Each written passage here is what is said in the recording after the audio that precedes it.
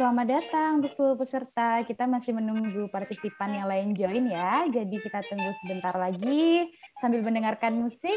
Kita tunggu yang lainnya join dulu. Terima kasih.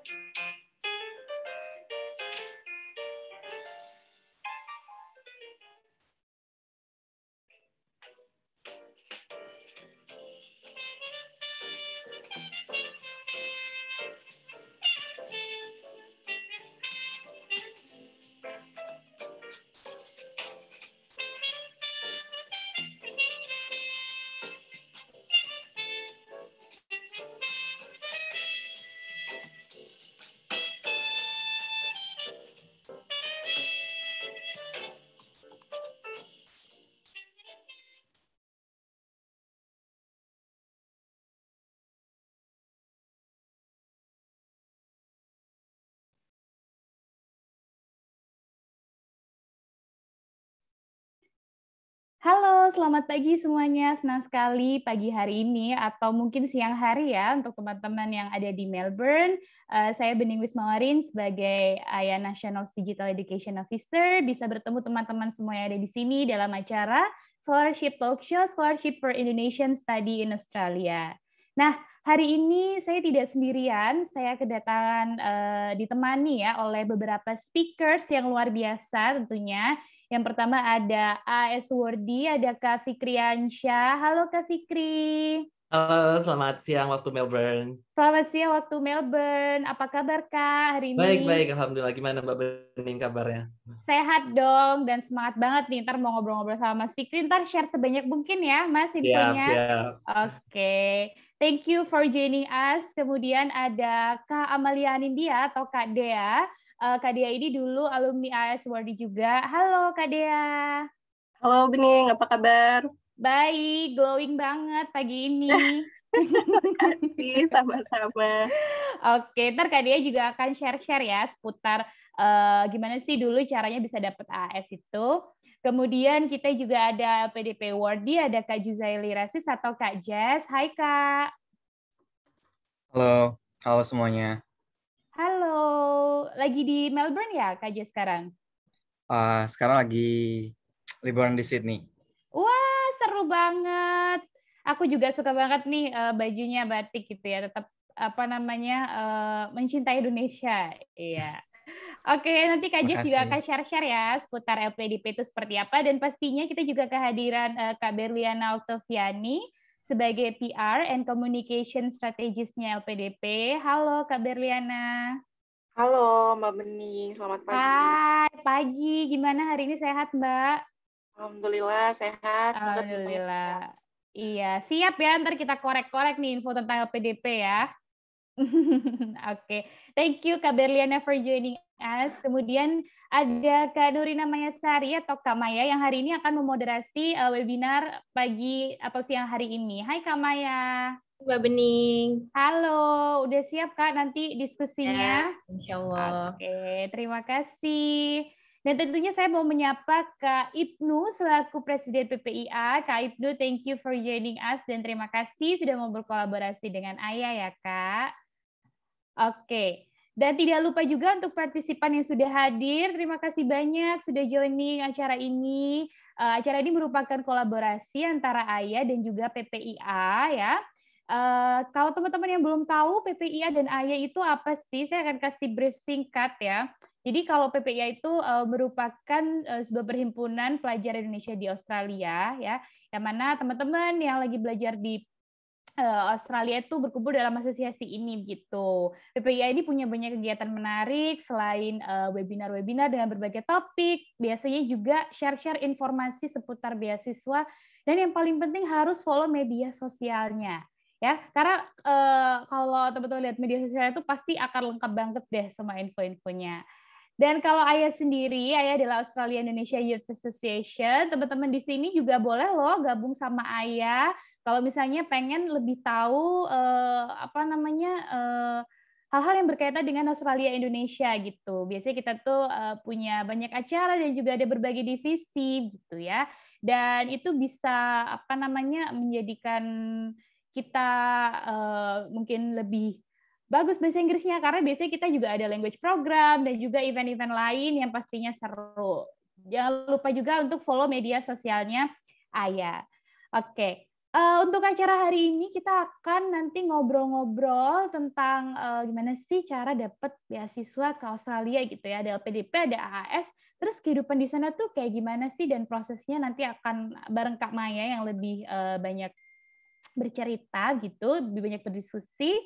Kemudian di akhir acara nanti akan ada pengumuman untuk 10 registran pertama yang berkesempatan untuk direview IC-nya oleh tim akademik PPIA. Jadi teman-teman pastikan untuk mengikuti webinar kali ini sampai akhir acara.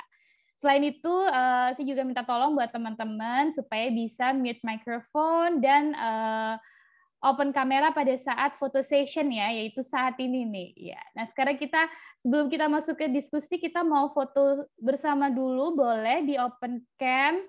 Mumpung masih baru mulai, masih fresh, masih glowing. Oke, sambil menunggu. Masih ada yang belum on cam. Kalau bisa on cam, teman-teman boleh on cam ya. Ini ada 3 slide, jadi saya akan ngefoto 3 kali ya. Slide yang pertama dulu, semuanya boleh senyum. 1, 2, 3. Oke, sebentar. Saya akan pindah ke slide yang kedua. Slide yang kedua, boleh senyum dulu semuanya. 1, 2, 3. Oke, terakhir. 1, 2, 3. Ya. Oke, terima kasih teman-teman. Sudah cakep-cakep, fotonya sudah tercapture dengan baik. Ya, nah sekarang kita akan masuk ke sesi diskusi yang nantinya akan dimoderasi oleh Kak Maya. Jadi Kak Nurina Mayasari ini menyelesaikan studi S1 Farmasi di Universitas Gadjah Mada, dan juga beliau aktif dalam organisasi kemahasiswaan dan berbagai penelitian di bidang kesehatan. Saat ini Kak Maya sedang menempuh studi di UNSW dengan major Master of Health Leadership and Management. Oke, kalau begitu saya serahkan ke Kak Maya. Silakan Kak, time is yours. Terima kasih Mbak Bening. Selamat pagi teman-teman semua. Assalamualaikum warahmatullahi wabarakatuh.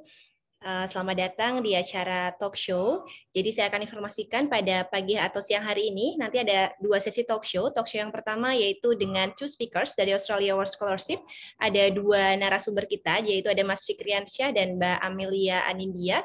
Beliau berdua adalah AS awardee, sedangkan Mbak Amelia merupakan AS alumni dari Monash University. Kemudian untuk dilanjutkan dengan sesi tanya jawab. Kemudian untuk acara selanjutnya yaitu ada talk show dari sesi kedua dengan 2 speakers juga dari LPDP Scholarship. Ada Mbak Berliana dan Mas Jas. Mbak Berliana merupakan PRN Communication Strategis LPDP dan Mas Jas merupakan LPDP awardee dari University of Melbourne. Saya rasa perkenalan atau pendahuluan singkatnya cukup sekian. Kemudian selanjutnya kita akan langsung masuk ya ke sesi talk show yang pertama, yaitu kita bakal ngobrol-ngobrol nih, mengupas lebih dalam tentang beasiswa Australia Award Scholarship. Jadi kalau teman-teman tahu, Australia Award Scholarship ini merupakan beasiswa yang lumayan prestis ya untuk belajar di Australia. Nah, saya sudah bersama dengan Mas Fikriansyah. Beliau adalah mahasiswa Master of Public Health dari University of Melbourne. Selamat pagi Mas Fikri. Pagi Mbak Maya. Ya, untuk selanjutnya ada Mbak Amelia Anindya atau Mbak Dea yang merupakan AS alumna dari Monash University. Kalau nggak salah jurusannya Environmental Management and Sustainability ya, Mbak Dea. Tuh, Betul ya. sekali. Pagi. Oke, selamat pagi Mbak Dea. Senang banget nih kita bisa ngobrol-ngobrol di acara pada pagi hari ini ya. Nanti kita akan berbagi informasi ya Mbak Dea dan Mas Fikri, baik itu update terkini tentang beasiswa, kemudian kriteria penerima beasiswa yang diinginkan oleh AS itu seperti apa, kemudian nanti ada seleksi tips dan triknya nih buat mendapatkan beasiswa AS yang pastinya dong Mas Fikri dan Mbak Dea ini udah pengalaman banget ya, udah pernah menjalani seleksi demi seleksi dari beasiswa AS ini. Kemudian nanti mungkin ada sharing-sharing sedikit juga tentang pengalaman studi dan bagaimana tips untuk mendapatkan LOE dan lain sebagainya. Oke, langsung aja nih pertanyaan pertama, aku mau ngobrol sama Mas Fikri dulu nih. Mas Fikri, kalau boleh flashback nih ke belakang, mungkin 2 tahun ke belakang ya, boleh diceritakan nggak Mas Fikri, kenapa sih Mas Fikri waktu itu mencoba beasiswa AAS? Baik, terima kasih. Terima kasih juga sama PPIA, sama IA udah dikasih kesempatan. Senang banget tadi ngelihat ada yang on kameranya sampai bertiga satu kamera. Seru banget. Terima kasih udah Sabtu pagi ngobrol-ngobrol, sharing, dan juga karena kebetulan saya masih student, kemudian Mbak Dea nanti yang udah alumni, mungkin sharingnya akan sedikit berbeda, perspektifnya jadi dapat dua-duanya. Cuman kebetulan kita waktu itu tesnya adalah sebelum COVID ya. Jadi sebelum masih 2019 ke atas, saya ke bawah ya. Jadi mungkin tes ketika zaman COVID agak sedikit berbeda, tapi konsepnya sama. Dulu saya orangnya agak bercita-cita besar, jadi pengen kuliahnya di Harvard, di Oxford, top 1 or 2 di dunia gitu. Tapi terus kemudian saya milih-milih kalau ke sana mahal gitu. Akhirnya milih cari yang beasiswa yang oke. Tapi kemudian saya berkeluarga dan ketemu kok ternyata Australia Award Scholarship yang katanya paling generous gitu. Jadi coverage-nya luar biasa gitu. Jadi mulai sebelum berangkat, keberangkatan sampai di sini pun nanti alumni network-nya juga generous gitu dibilangnya. Jadi akhirnya saya ngobrol-ngobrol yang sama udah pernah dapat, dia bilang ya cocok gitu dan nggak terlalu jauh dari Indonesia, dan universitas-universitas di Australia itu hampir semuanya masuk ke top 30 sampai top 50 di dunia gitu. Bahkan kalau di Melbourne, kalau teman-teman yang dihukum law school-nya Melbourne Uni itu nomor 6 di dunia. Jadi di bawahnya Yale University apa kalau nggak salah saya. Jadi itu mereka masuk top 6-nya di dunia seperti itu. Akhirnya saya memutuskan oh ya udah Australia, dan kemudian ada public health karena juga Australia Award punya pilar-pilar ya. Jadi ada fokus priority field-nya yang mana, dan kebetulan public health juga masuk ke situ. Gitu sih kalau flashback. Benar. Kalau Mbak Dea sendiri nih, kalau Mbak Dea gimana? Apa sih motivasinya memilih beasiswa ini dan kenapa pengen studi di Australia gitu? Pengalaman Mbak Dea. Iya, jujur kalau dulu pertama kali tahu Australia Awards itu dari ibu saya sendiri. Karena dulu ibu saya itu award di Australia Awards, dulu namanya Australia Development Awards. Jadi dari situ kayak, oh ternyata bisa ya kuliah di Australia. Terus jadi dari waktu kuliah 1 memang udah ada cita-cita untuk bisa kuliah luar dan gimana caranya bisa dapat beasiswa. Kebetulan Australia Awards ini dulu yang pertama buka, kan ada urutannya tuh tiap tahun. Australia Awards itu kalau nggak salah bukanya bulan Februari. Jadi itu merupakan salah satu beasiswa yang saya daftar pertama. Seperti itu. Oke, ternyata pengalamannya Mbak Dea luar biasa sekali ya, udah tahu sejak dini gitu ya. Dari dulu dari kecil udah tahu gitu ya. Nah, kalau AAS itu sendiri sebenarnya boleh mungkin tanya ke Mas Fikri ya. Sebenarnya ada nggak sih kayak persyaratan khusus gitu, atau program-programnya dulu deh, programnya apa aja Mas Fikri? AS itu yang kita tahu selama ini kan kalau orang awam taunya cuma beasiswa S2 atau S3 gitu ya, tapi sebenarnya kan ada program lain nih kayak ada short term dan lain sebagainya. Mungkin Mas Fikri bisa jelasin, terus nanti syarat-syaratnya tuh apa sama atau enggak satu dengan yang lainnya? Siap. Jadi untuk Australia Award Scholarship itu beasiswanya dari government-nya Australia, jadi mereka punya multilateral partnership, jadi sama beberapa developing country gitu. Jadi nggak cuma Indonesia, tapi ke negara-negara di seluruh dunia gitu. Jadi ketika saya sampai di sini pun kaget kayak, oh ternyata Australia Award Scholars-nya dipertemukan sama-sama yang waktu itu IAP namanya Introductory Academic Program, ketemu sama teman-teman dari Nigeria, dari India, dari macam-macam gitu. Dan Australia Award ini, kalau Australia Award Scholarship itu dari Department of Foreign Affairs and Trade di Fed di Australia. Ada satu lagi namanya Endeavour, mungkin udah berubah lagi namanya, itu dari Department of Education gitu.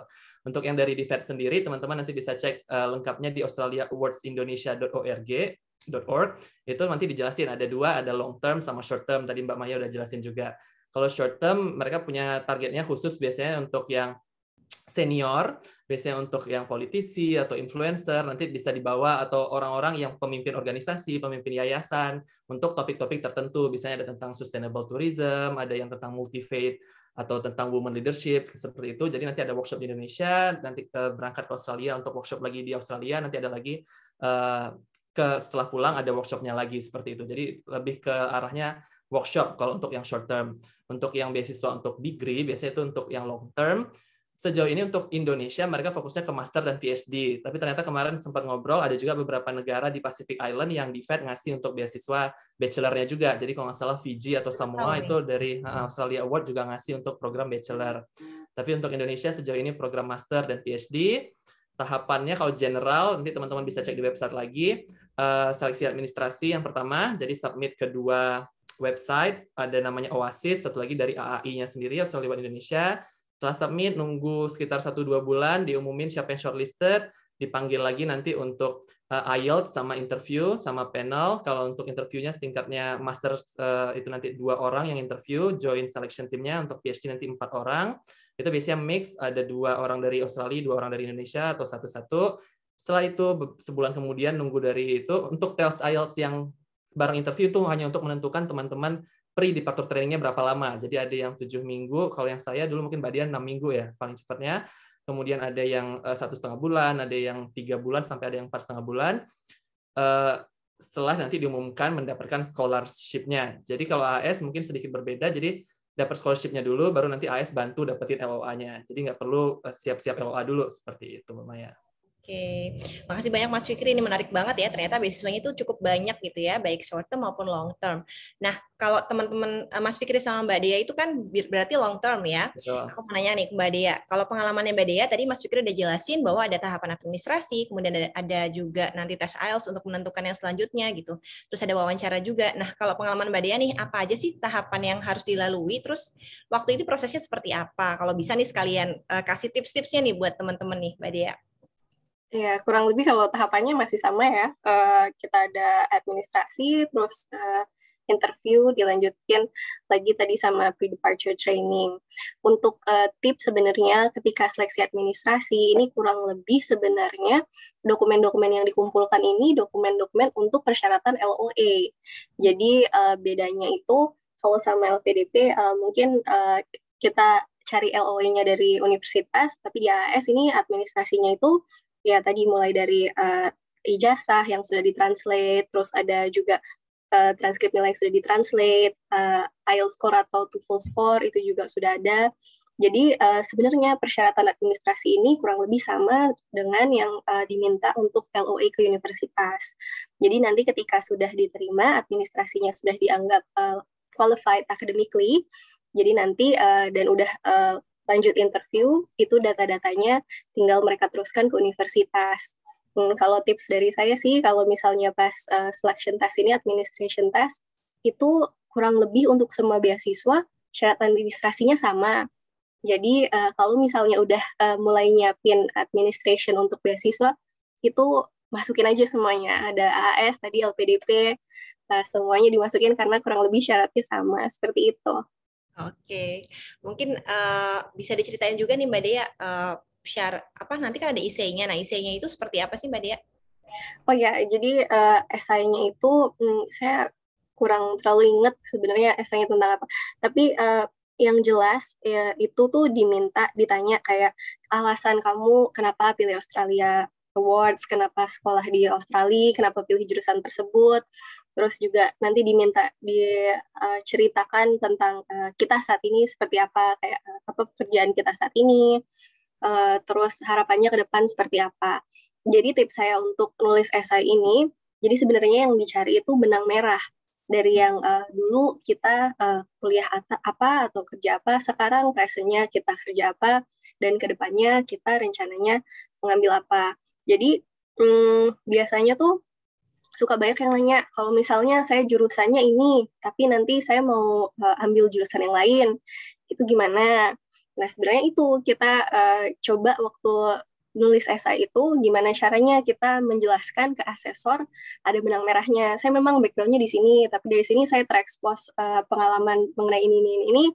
Makanya saya tertarik lebih ke bidang yang B, seperti itu. Oke, jadi emang harus ada benang merahnya ya nulis esai itu, jangan asal kita cuman description gitu tanpa ada benang merah itu. Nah, aku mau nanya ke Mas Fikri nih. Jadi kalau boleh tahu nih, pengalaman Mas Fikri sebenarnya, kalau tadi Mbak Dea kan udah jelasin nih tipsnya mungkin esai ya. Nah, esai itu sangat penting buat bagaimana biar kita bisa diterima ke seleksi yang selanjutnya nih, seleksi wawancara gitu. Nah, kalau Mas Fikri sendiri boleh cerita nggak kalau dari seleksi wawancara sendiri itu tipsnya seperti apa pada saat wawancara?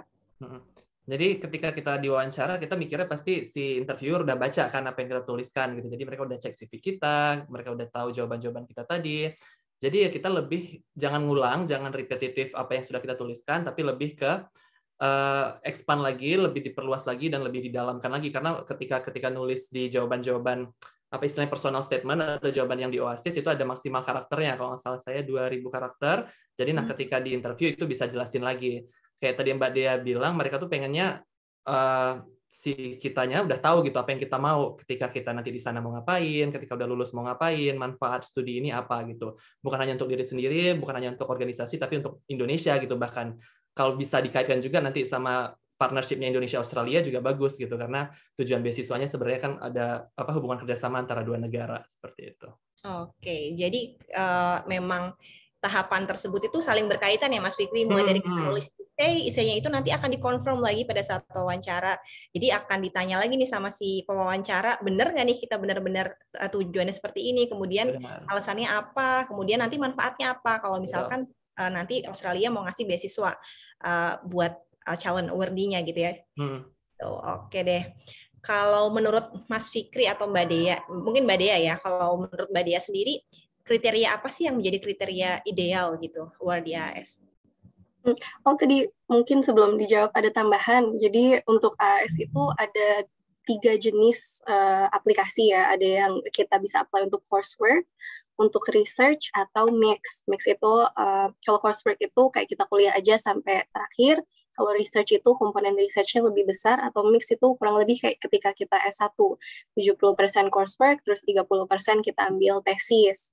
Nah, itu juga nanti merupakan salah satu pertanyaan yang ditanyakan ketika interview, terutama orang-orang yang ambil research atau mix tadi. Nanti ketika interview akan ditanya sedikit diskusi tentang rencana riset kita apa. Jadi di situ juga kita harus nyiapin proposal biasanya tentang riset yang kita minati.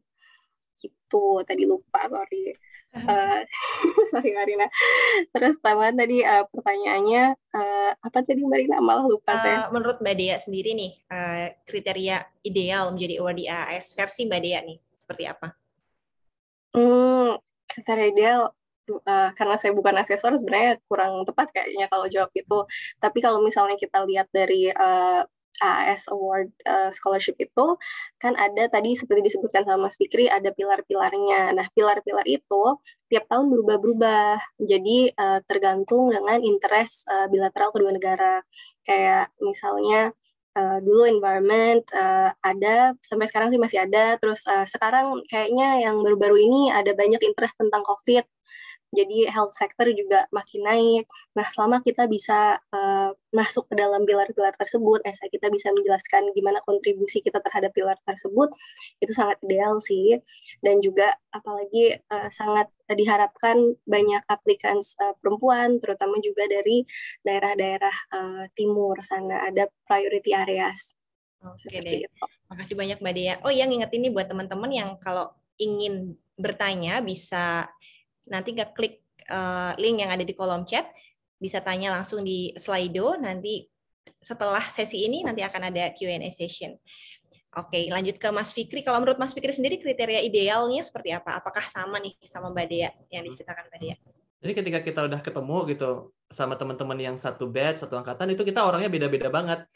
Jadi benar-benar nggak ada yang sama gitu. Jadi saya juga bingung ini yang dipilih seperti apa gitu. Ada yang benar-benar yang udah achievement-nya tinggi banget, ada yang saya nggak bisa bilang sederhana ya, yang kerjanya adalah dia peternak gitu, ada yang benar-benar guru, ada yang benar-benar beda banget gitu. Jadi ada yang dari organisasi, ada yang entrepreneur, Cuman kemudian saya lihat lagi yang tadi Mbak Dea bilang, benang merahnya ya orang-orang ini dia tahu apa yang dia mau gitu. Dia tahu apa manfaatnya si beasiswa ini nanti untuk kedepannya development di Indonesia. Jadi teman-teman benar-benar hati-hati ngecek nanti si pilar-pilarnya itu, karena kayaknya sekarang fokusnya ke 3 yang kaitannya sama COVID. Jadi ada ketahanan kesehatan, stabilitas, dan pemulihan ekonomi kalau nggak salah saya. Jadi nanti ketika teman-teman milih, jadi itu nanti di bawah itu ada banyak lagi pilihan course-nya apa.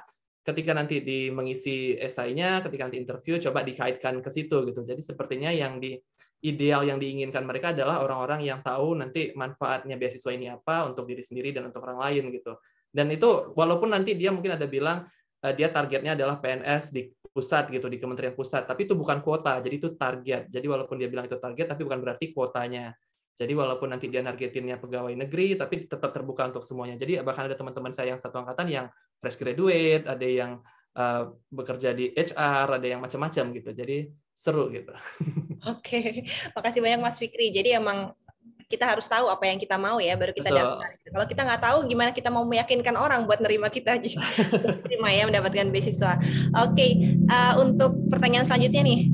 Mungkin kita move ya, setelah diterima nih Mbak Dea, mungkin bisa aku tanya ke Mbak Dea, setelah ditetapkan sebagai awardee, nanti masih ada proses lain nggak sih? Proses apa yang harus dijalani? Maaf Mbak Dea masih mute? Sorry. Tadi seperti yang di-mention sama Mas Fikri, ada yang namanya pre-departure training. Pre-departure training itu tadi ditentukan dari hasil IELTS. Jadi yang saya sangat suka dari beasiswa Australia Awards ini, meskipun bahasa Inggris kita kurang bagus, itu sangat disupport sama AAS. Jadi dari pre-departure training ini dibantu dari tiap aspek. Misalnya IELTS writing yang kurang, nanti bisa masuk ke kelas yang lebih fokus ke writing, atau mana yang kurang, itu semuanya dibantu sampai bisa mencapai target IELTS minimum.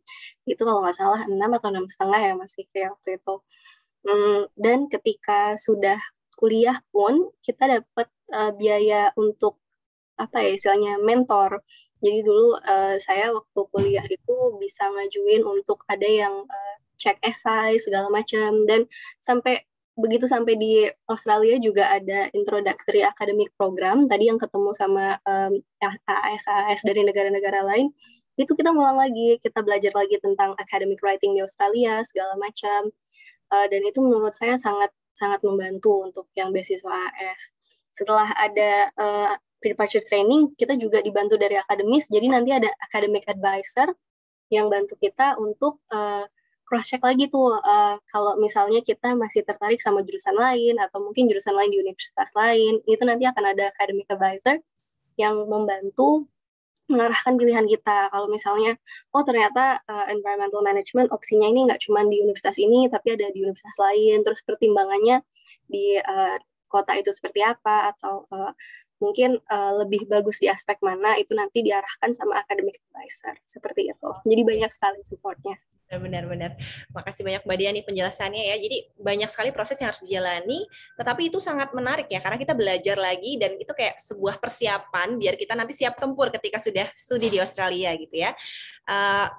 Tadi Mbak Dea menyebutkan bahwa di situ juga ada academic advisor. Nah, aku pengen tanya nih sama Mas Fikri nih. Nah, memang benar ya kalau di PDT itu nanti kita dikasih tips buat milih jurusan atau milih universitas, padahal pada saat kita mendaftar itu kita sudah milih ya, kalau nggak salah ya. Oke, Mas Fikri mungkin bisa jelasin? Betul, jadi waktu udah ngisi namanya OASIS, itu kita paling nggak udah tahu mau jurusan apa, masukin namanya Craigcourse code-nya, cuman nanti itu belum fix, jadi masih bisa berubah. Jadi nanti setelah keterima ada pre-departure training, kalau nggak salah saya dapat 3 kali pertemuan sama salah satu profesor dari Australia. Jadi benar-benar profesornya udah, kalau nggak salah waktu saya beruntung banget dapat dia, karena dia udah beberapa kali jadi dekan di beberapa universitas yang berbeda gitu. Jadi dia udah tahu yang mana sih yang universitas yang benar-benar bagus dan sesuai sama apa yang kita mau, mana yang cuma sekedar kedok marketing gitu.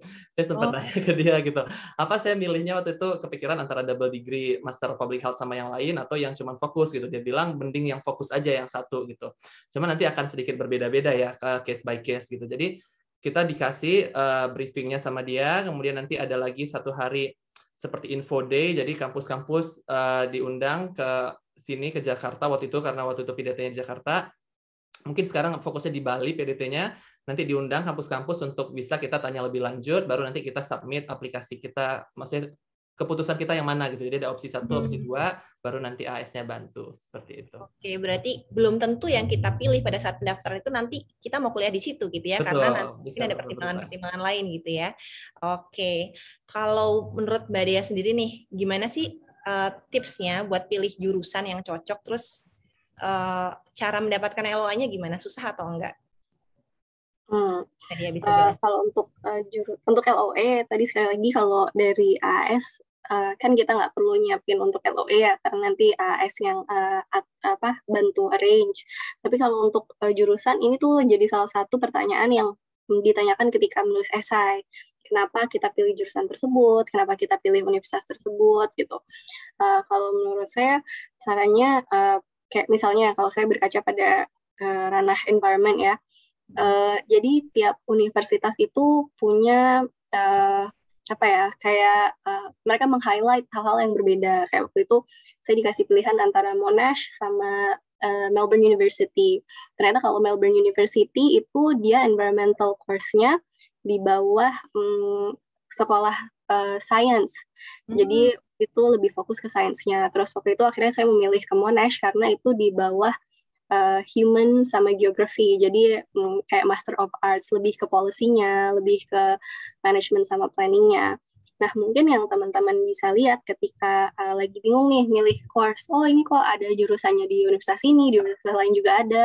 Coba kalian buka course outline masing-masing jurusan tersebut, terus dari situ, dari mata kuliah yang ditawarkan, kita bisa ada sedikit bayangan lebih baik tentang perbandingan course antara jurusan di fakultas atau di universitas ini dengan di universitas lain. Jadi mungkin bisa keponya tuh kalau bisa sampai ke sampai ke website-nya, sama juga bisa dilihat riset-risetnya itu mereka lebih banyak publish riset di bidang apa, seperti itu. Oke deh, makasih banyak Mbak Dea. Jadi emang kita harus kepo ya, jangan malu gitu ya, kita tanya-tanya atau kita ulik sendiri dari websitenya. Nah, setelah mendapatkan LOE ini kita kan mulai studi ya. Pada saat mulai studi, ada nggak sih, mungkin aku mau tanya sama Mas Fikri nih, di sana itu sistem belajarnya seperti apa? Terus Mas Fikri kan mengalami perubahan ya antara sistem belajar yang biasa nih sebelum COVID dan pada saat COVID seperti sekarang. Nah, itu mungkin bisa diceritain Mas, apa sih yang berubah, terus gimana caranya buat beradaptasi? Jadi untuk culture shock ataupun nanti academic shock kayak gitu, jadi kita udah dipersiapkan untuk di awal masih di Indonesianya, jadi ada pre-departure trainingnya, bukan hanya tentang jelasin English for academic purpose, jadi mereka jelasin cara nulis academic writing gimana segala macam, tapi juga ada cross culture classes-nya yang jelasin gitu nanti di Australia culture-nya seperti apa. Jadi alhamdulillah banget saya nggak ngalamin culture shock maupun academic shock-nya karena udah dijelasin di awal, udah dipersiapkan. Yang sempat saya shock-nya malah karena saya di Melbourne, weather-nya, jadi cuacanya yang bisa sampai 4 seasons in a day gitu. Jadi itu belum bisa latihan ya Mas? Belum bisa, jadi kaget banget. Saya pikir orang-orang bercanda gitu, ternyata kayak pagi bisa dingin banget, terus jam 10 panas yang sampai 33, sorenya bisa kayak hailstorm gitu. Terus tiba-tiba cerah lagi udah. Jadi luar biasa Melbourne.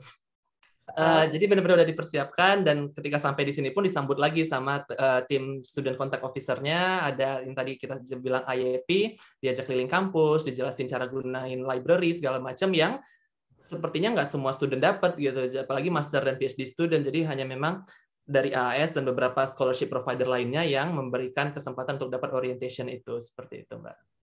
Oke deh, menarik. Cuman yang menarik dari saya, mungkin yang beda dari Mbak Dea, saya sempat 3 minggu offline, tiba-tiba online kan. Jadi yang itu benar-benar adaptasinya luar biasa. Kampus, tapi saya salut banget, kita ada break 1 minggu, mereka transisi dari offline jadi online. Saya nggak kebayang sih gimana lecturer saya juga mungkin tertekan ya, karena mereka harus record video, yang dimana mereka tiap hari biasanya di kelas, presentasi segala macam, tapi sekarang mereka cuma duduk depan kamera. Itu luar biasa sekali. Dan dari kampus, karena kebetulan saya juga public health, jadi mereka kayak taking care banget namanya mental health gitu, gimana student yang cuma tiap hari di dalam ruangan segala macam. Library sempat tutup untuk tahun lalu, tapi tahun ini udah buka karena susah kan untuk mahasiswa-mahasiswa yang memang apalagi international student terperangkap di sini. Akhirnya kampus sempat buka lagi library untuk orang-orang atau mahasiswa yang kesusahan mencari tempat belajar yang kondusif gitu, yang ada keluarga segala macam. Akhirnya ya udah, mungkin nggak cuma saya, semua orang ngalamin gimana transisi yang dari offline ke online itu tadi. Dan alhamdulillah dari kampus, dari Australia Award-nya juga support gitu, suka nanya segala macam gimana catch up gitu. Keren. Jadi emang tiba-tiba berubah gitu ya, kayak Iya. COVID ini mengubah segalanya sih. Oke, kalau Mbak Dea sendiri nih, mungkin ini pertanyaan terakhir juga ya, nanti sekalian setelah ini kita akan Q&A, banyak sekali pertanyaan-pertanyaan yang udah masuk. Kalau Mbak Dea sendiri, apa mengalami culture shock atau enggak mengalami seperti Mas Fikri ini karena udah siap nih, benar-benar siap. Mungkin bisa diceritain Mbak Dea. Jelas culture shock. Cuma weather shock. Dulu itu saya ingat pertama kali datang, saya nggak berani ngomong di telepon karena nggak ada yang nyiapin saya tentang aksen orang Australia. Itu kalau misalnya udah disuruh, ya telepon aja ke bank atau telepon aja ke internet provider segala macam, itu kan kita udah disuruh mandiri kan, dilepas. Wah itu udah siap-siap di loudspeaker, ajak teman-teman dengerin ya.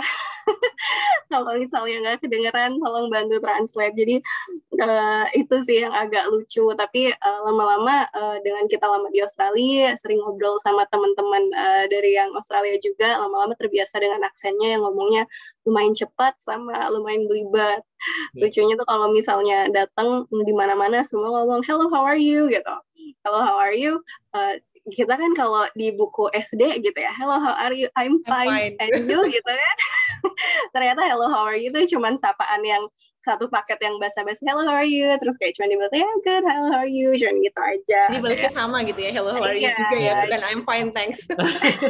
Oke. Itu aja paling lucu. Sama academic culture-nya sih yang mungkin beda banget sama Indonesia. Makanya saya sangat bersyukur ada program pre-departure training dari AAS karena jadi mereka menceritakan perbedaan academic culture. Jadi budaya tuh ternyata nggak cuma sehari-hari aja, tapi tuntutan akademik kita juga beda. Mungkin di Indonesia kita terbiasa menulis esai itu kayak introduction-nya misalnya 1 atau 2 lembar gitu. Kalau nulis esai di sana, kamu kalau bisa introduction tuh 1-2 paragraf aja, diskusinya yang dibanyakin. Jadi sangat dituntut untuk bisa melakukan critical thinking. Semua didebat. Itu yang kadang-kadang kita nggak biasa karena kebiasaannya paling kalau di kelas kan kita dengerin aja sama iya. Kalau ini semuanya harus didebat, semua harus dipertanyakan. Itu sih yang sangat mengasah kemampuan akademik kita juga dan very challenging. Keren. Oke deh. Untuk selanjutnya kita langsung masuk sesi Q&A aja ya. Ini udah banyak sekali pertanyaan. Udah dipilih nih pertanyaan-pertanyaannya. Mungkin pertanyaan yang pertama nih ada dari siapa nih? Pertanyaannya adalah apakah beasiswa AAS bisa untuk semua jurusan? Kemudian apakah ada kesempatan untuk mahasiswa dari jurusan gizi? Terus sebenarnya bidangnya apa aja sih prioritasnya? Mungkin Mas Fikri bisa jawab untuk pertanyaan yang untuk detailnya coba lihat lagi di australiaawards.indonesia.org, nanti cari di situ long term awards, pilih yang pilarnya itu tadi. Tapi kalau gizi sepertinya ada cocok karena sekarang fokusnya kan ketahanan kesehatan kan. Jadi teman-teman yang kesehatan kemungkinan besar ada peluangnya, tapi bukan berarti yang lain enggak gitu, karena juga ada terkait dengan ekonomi, ada terkait dengan lingkungan. Pokoknya ketahanan Indonesia untuk kedepannya itu dikaitin dengan Australia Awards yang sekarang seperti itu. Jadi coba cek lagi karena memang update-update biasanya di Australia Awards Indonesia gitu. Kalau untuk yang dari website Australia sendiri itu kan untuk global. Sedangkan untuk Indonesia untuk fokus dari Indonesianya sendiri. Iya, jadi memang fokusnya setiap negara itu berbeda ya, Mas. Betul. Oke. Bisa dilihat di websitenya dan semua udah lengkap ya. Di situ ada di websitenya. Dan mereka open banget kalau teman-teman mau email ke mereka gitu, bakal dibales. Bisa ya berarti ya. Oke deh. Untuk pertanyaan selanjutnya nih, mungkin bisa aku tanyain ke Mbak Dea ya. Apa saja fasilitas yang diberikan oleh beasiswa AAS? Adakah perbedaan dengan beasiswa lain, misalnya dari beasiswa kampus seperti apa, terutama di nominal living allowance gitu. Mungkin ini Mbak Dea udah alumni ya, mungkin udah ada perubahan ya. Tapi mungkin nanti bisa aku confirm lagi ke Mas Fikri. Mungkin kalau pengalaman Mbak Dea seperti apa fasilitasnya? Jadi gosipnya dari dulu yang tadi Mas Fikri bilang di awal AAS itu generous, dari dulu kayaknya emang generous banget. Kalau saya ngerasain dulu tuh kita dapat biaya return ticket. Jadi kalau misalnya udah 1 tahun kuliah itu kita dapat return ticket yang bisa kita pakai kalau misalnya keluarga nggak dibawa ke sini. Terus kayak gitu tadi ketika onsite juga ada bantuan mentorship segala macam itu disediakan juga di luar tuition fee yang sudah ada, itu sangat membantu. Kalau dari living allowance juga menurut saya sangat generous. Nggak tahu ya waktu itu sekarang sama kemarin tuh beda. Kalau dulu tuh saya sekitar 2.000-an per bulan. Itu dikasih 2 minggu sekali. Dan juga waktu pertama kali sampai Australia itu kita dapat namanya kayak living allowance yang pertama kita dikasih 5.000. Itu untuk beli printer atau misalnya buat bayar bon rumah segala macam. Jadi di luar bulanan pas awal juga kita kayak dikasih uang monopoli aja tuh buat starter ini, buat konser segala macam. Itu udah ada dari awal seperti itu. Jadi menurut saya sangat generous. Apalagi dulu juga teman-teman saya yang berkeluarga juga sepertinya ada support untuk childcare segala macam disubsidi. Jadi sangat family friendly dan juga kalau yang single apalagi ya sangat friendly. Mungkin Mas Fikri mau nambahin.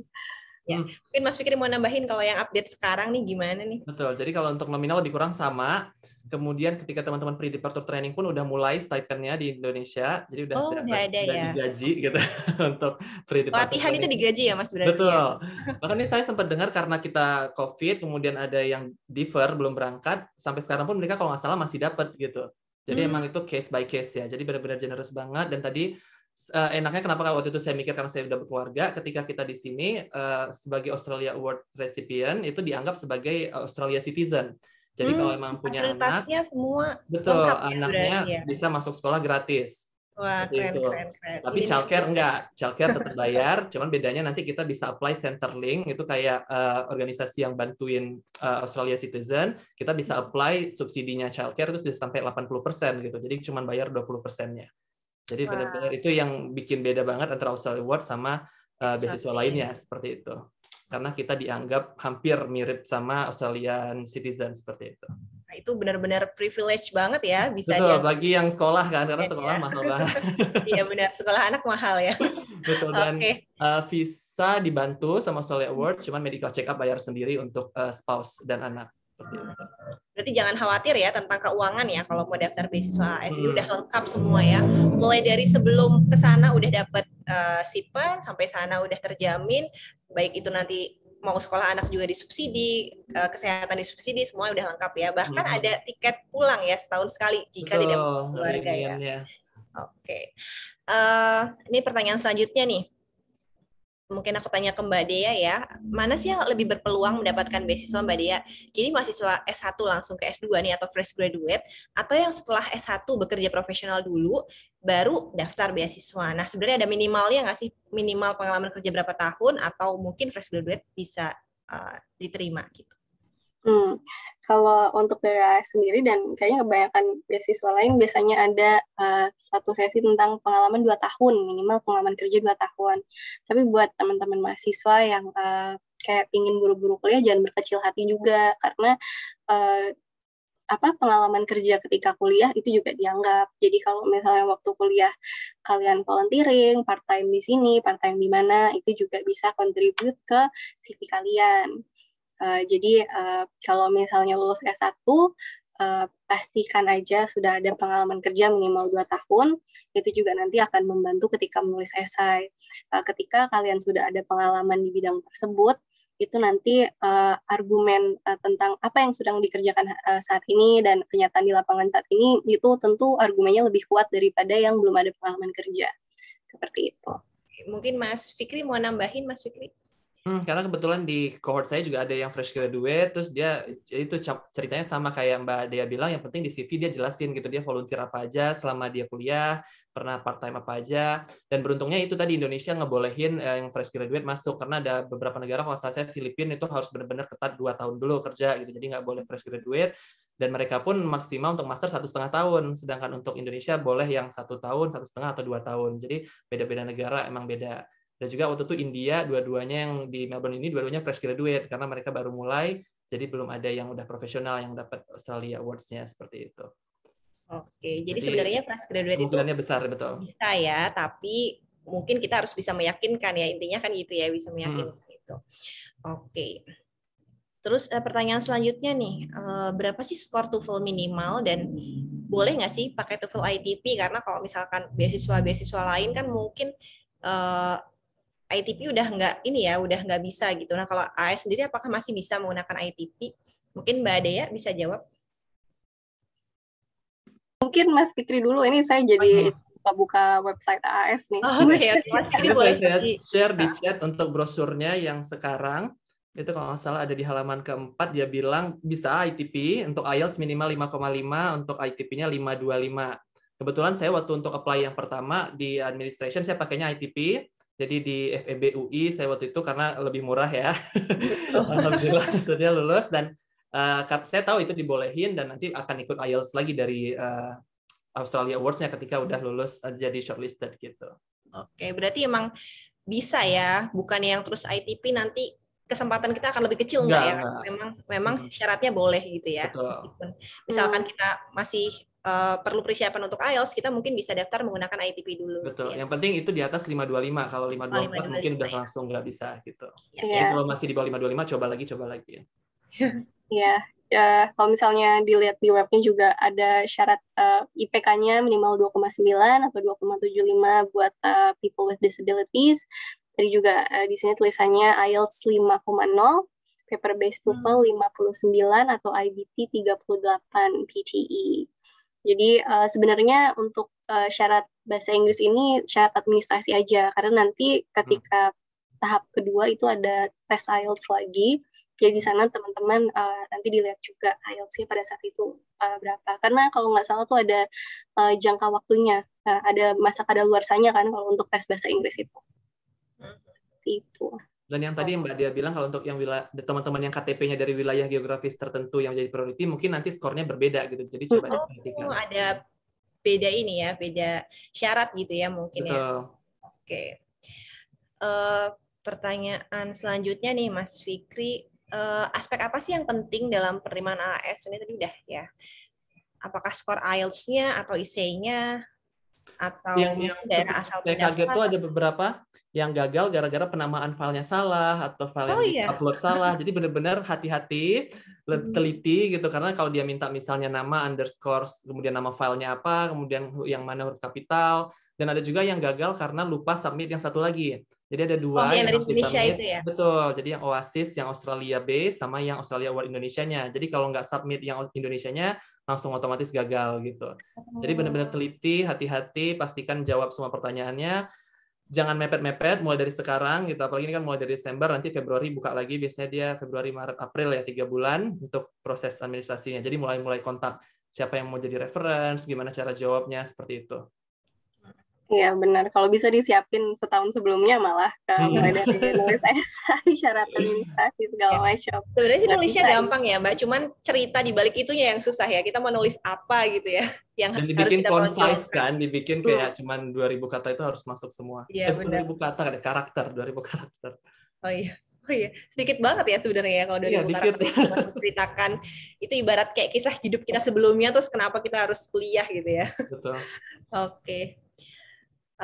Pertanyaan selanjutnya, ini pertanyaan yang lumayan ini ya. Biaya nih, tadi kan udah dijelasin kalau Australia Awards itu generous gitu. Tapi sebenarnya ada nggak sih biaya pribadi yang dikeluarkan selama mempersiapkan beasiswa?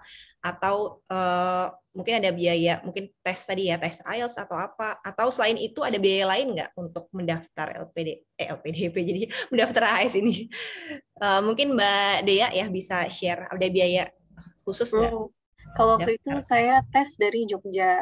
Jadi setahu saya itu AAS juga buka seleksi di beberapa kota. Jadi nggak terlalu perlu harus traveling banyak-banyak.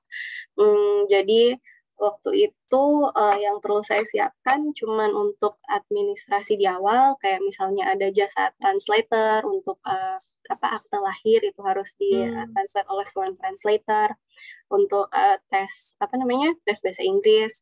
Tapi di luar itu paling traveling aja sih, ketika misalnya kalian di luar Jogja atau di luar Jakarta mungkin harus travel ke Jakarta. Tapi hanya sebatas itu. Dan ketika sudah diterima ada traveling allowance, terus ada stipend juga segala macam. Jadi nggak usah khawatir, sampai medical check up itu juga semuanya sudah di-cover sama Australia Awards. Oke, berarti paling persiapan dana itu sekitar, mungkin kalau mau TOEFL kan sekitar 500.000 ya. Selain itu mungkin perjalanan dari kota tempat tinggal ke kota seleksi gitu ya. Atau mungkin kalau di masa COVID seperti sekarang, apakah online ya? Mungkin biaya bisa ditekan kali ya? Atau masih tetap offline, Mbak? Ada info nggak kira-kira? Kurang tahu, saya malah Kurang tahu ya. tahunya masih on hold yang Oh sekarang. iya, karena benar-benar. Tapi saya nggak tahu Mbak Dea apakah berubah, tapi ketika zaman saya itu ketika teman-teman shortlisted, udah lolos administrasi, dipanggil untuk interview dan IELTS, jadi kan 2 kali di tanggal 2 yang berbeda, itu semuanya fully bisa di reimburse. Jadi teman-teman yang dari Aceh, yang dari mana-mana, harus ke Jakarta, ke IALF. Wawancara itu ya berarti Iya, ya? jadi itu benar-benar udah ditanggung juga. Jadi benar-benar semuanya. Jadi cuma paling nyari kos-kosan atau Airbnb yang dekat dari tempat tes, paling itu biayanya. Selain itu semuanya udah ditanggung. Wah, mantap banget ya, bagus Iya. sekali. Jadi saya juga kaget gitu, wah enak banget ya, semuanya udah ditanggung gitu. Oke. Ya, pertanyaan selanjutnya nih, yang apakah ada requirement atau komitmen tertentu saat menjalani perkuliahan dengan scholarship dari AAS? Misalnya pada saat kita kuliah nih, minimal GPA berapa, atau mungkin kita harus lulus dalam jangka waktu berapa sesuai dengan kontrak dan lain sebagainya. Mungkin Mas Fikri bisa jawab pertanyaannya. Jadi benar harus sesuai kontrak. Jadi ketika nanti kita sebelum sign kontrak kan kita bakal tahu apakah kita 1 year program, 1.5 atau 2 years, udah sesuai belum. Karena ketika pun nanti udah dapat LOA, kita masih bisa konsultasi lagi gitu mau pindah atau enggak sebelum sign kontrak. Setahu saya nggak boleh fail. Jadi sama sekali nggak boleh fail, karena sempat ada beberapa kasus saya dengar cuma dikit banget, tapi kalau yang fail, bisa program 2 tahun tapi fail di semester 2, nanti jatuhnya kalau di Melbourne ini namanya graduate certificate aja gitu, jadi nggak dapat program master, tapi dapatnya certificate program 1 tahun gitu, jadi benar-benar nggak boleh fail. Dan syaratnya kalau AS harus kembali ke Indonesia 2 tahun, bukan kembali ke Indonesia sih, dia bilangnya nggak boleh masuk Australia lagi, dan untuk working maupun study, jadi boleh holiday maksimal 3 bulan selama 2 tahun seperti itu. Oke, jadi kalau nggak pulang nanti harus ngembaliin, jadi in-depth gitu. Oke deh, jadi memang ada syaratnya ya, ada syarat pokoknya nggak boleh fail gitu ya. Tapi grade-nya Mas ada syarat nggak minimal misalkan kalau saya nggak ya, yang penting dia cuma nulisnya secara general harus apa? Gitu ya. Harus representatif gitu, hasilnya harus bagus. Ya cuma kita artinya adalah nggak boleh fail. Oke. Mungkin Mbak Dea mau sharing sedikit atau benar ya? Agak beda mungkin. Masih sama sih, belum pernah dengar sih kalau misalnya yang sampai fail, tapi kayak buat teman-teman yang agak struggling di akademis juga banyak yang di-encourage sudah nggak apa-apa, asal dapet cukup aja C gitu, itu juga udah oke gitu, karena tantangannya pasti beda-beda gitu, apalagi misalnya buat yang dari daerah atau misalnya yang sudah berkeluarga pasti punya tantangan tersendiri. Jadi selama bisa dilalui dengan baik dan lulus tepat waktu, itu aja sih, nggak ada tuntutan berlebih seperti itu. Oke, jadi karena sudah persiapan sebelumnya ya insya Allah bisa lah ya lulus gitu ya, asal kita mau komitmen gitu. Terus ini mungkin pertanyaan terakhir ya. Apakah AS menyediakan program fast track untuk S2 dan S3, misalkan langsung gitu ya, combine gitu, atau enggak? Mungkin Mas Fikri bisa share kalau misalkan tahu. Sejauh ini yang saya tahu, biasanya yang AS-nya master, AS, kemudian dia lanjut PhD itu dengan beasiswa lain selain AS. Karena untuk daftar AS harus dari negara asal, jadi posisinya harus di Indonesia gitu untuk apply AS, nggak boleh apply ada dari Australia seperti itu. Dan dibolehkan sama AS-nya, jadi nanti akumulasi 2 tahunnya itu nanti diakumulasi akhir setelah lulus PhD-nya, betul seperti itu. Mbak Dia ada info kalau yang lanjut dua-duanya AS belum ya rasanya? Nggak boleh, karena tadi kan syaratnya memang harus kembali dulu kan, ada syarat kita harus bisa kembali dan nggak boleh balik lagi ke Australia dengan dana pemerintah Australia. Jadi kalau selama beasiswanya nggak AS lagi, itu mungkin masih bisa. Dan kalau misalnya dibuka di website AAS sendiri untuk yang syarat S3, syaratnya juga sedikit lebih rigid daripada yang untuk master program seperti itu.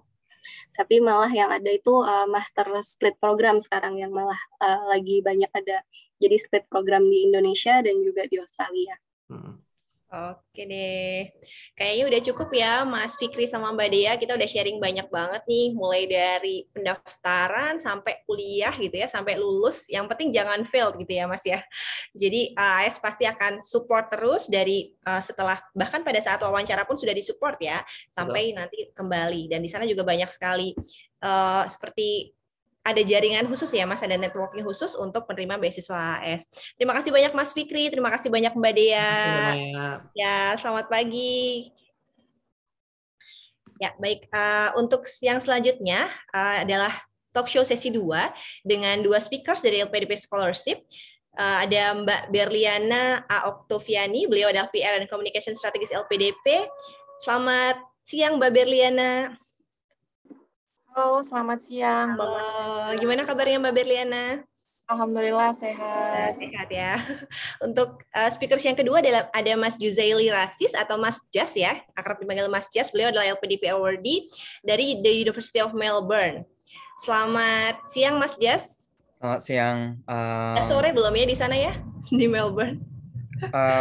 Jam 3 sih, Jelang, tapi ya? masih siang karena mau masuk summer ya, jadinya masih siang hitungannya. Hai juga semuanya yang sudah hadir. Ya, makasih banyak Mbak Berliana sama Mas Jas nih udah gabung di sini. Kita nanti mau ngobrol-ngobrol nih mengenai LPDP Scholarship. Kalau tadi kita udah dengar AS Scholarship itu seperti apa, nah kita pengen tahu nih LPDP Scholarship itu seperti apa. Jadi nanti kita akan berbagi informasi, detail, dan update terkini terkait beasiswa LPDP, bagaimana persyaratannya, program apa saja yang ditawarkan, kemudian seleksinya seperti apa, tahapannya, dan kriteria penerima beasiswa LPDP itu seperti apa. Kemudian nanti Mas Jas juga akan sharing-sharing pengalamannya untuk mengikuti seleksi, baik tips dan triknya untuk mendapatkan beasiswa LPDP. Jadi nanti mungkin pengalaman Mas Jas bisa di-sharing juga, pengalaman studi di Australia, bagaimana sistem pendidikannya, dan lain sebagainya. Oke, langsung aja nih, aku mulai dengan Mbak Berliana ya. Mbak Berliana bisa jelasin nggak sih sebenarnya beasiswa LPDP itu apa sih? Kemudian program yang ditawarkan itu apa saja? Ya, benar. Jadi Mbak Maya untuk dan teman-teman semua, terima kasih sebelumnya sudah mengundang LPDP untuk turut hadir di acara ini. Jadi beasiswa LPDP itu merupakan beasiswa dari pemerintah Indonesia yang diberikan untuk teman-teman lanjut studi S2 dan S3, baik itu di Indonesia maupun di berbagai negara di luar Indonesia. Jadi kita patut berbangga dan senang karena Indonesia sudah memiliki sebuah lembaga yang bisa mensupport para generasi penerus Indonesia, anak-anak muda yang sekarang punya semangat yang tinggi banget untuk lanjut studi master dan doktoral di dalam dan luar negeri. LPDP ini sudah ada dari tahun 2013 dan hingga saat ini sudah ada kurang lebih 27 ribuan awardee yang sudah studi, dan Australia ini merupakan salah satu negara favorit. Australia ini negara luar negeri favorit kedua untuk tujuan awardee LPDP. Jadi yang pertama Inggris, lalu yang kedua Australia, dan yang ketiga adalah Belanda. Dan mungkin yang membedakan beasiswa LPDP dengan beasiswa pemerintah Indonesia yang lain, yang sebelumnya ada, mungkin kalau yang dulu-dulu sifatnya segmented ya, mungkin ada yang khusus untuk dosen atau khusus untuk pegawai-pegawai institusi tertentu yang memang sudah ada keterkaitan gitu dengan institusi tertentu. Nah, sedangkan beasiswa LPDP ini terbuka sangat luas untuk semua teman-teman di seluruh Indonesia, baik itu masyarakat umum, PNS, entrepreneur, fresh graduate pun bisa. Cuman memang nanti fresh graduate teman-teman harus lebih bisa meyakinkan lagi ke interviewer kenapa lanjut gitu, kenapa mau langsung lanjut seperti itu. Dan programnya juga ada beragam.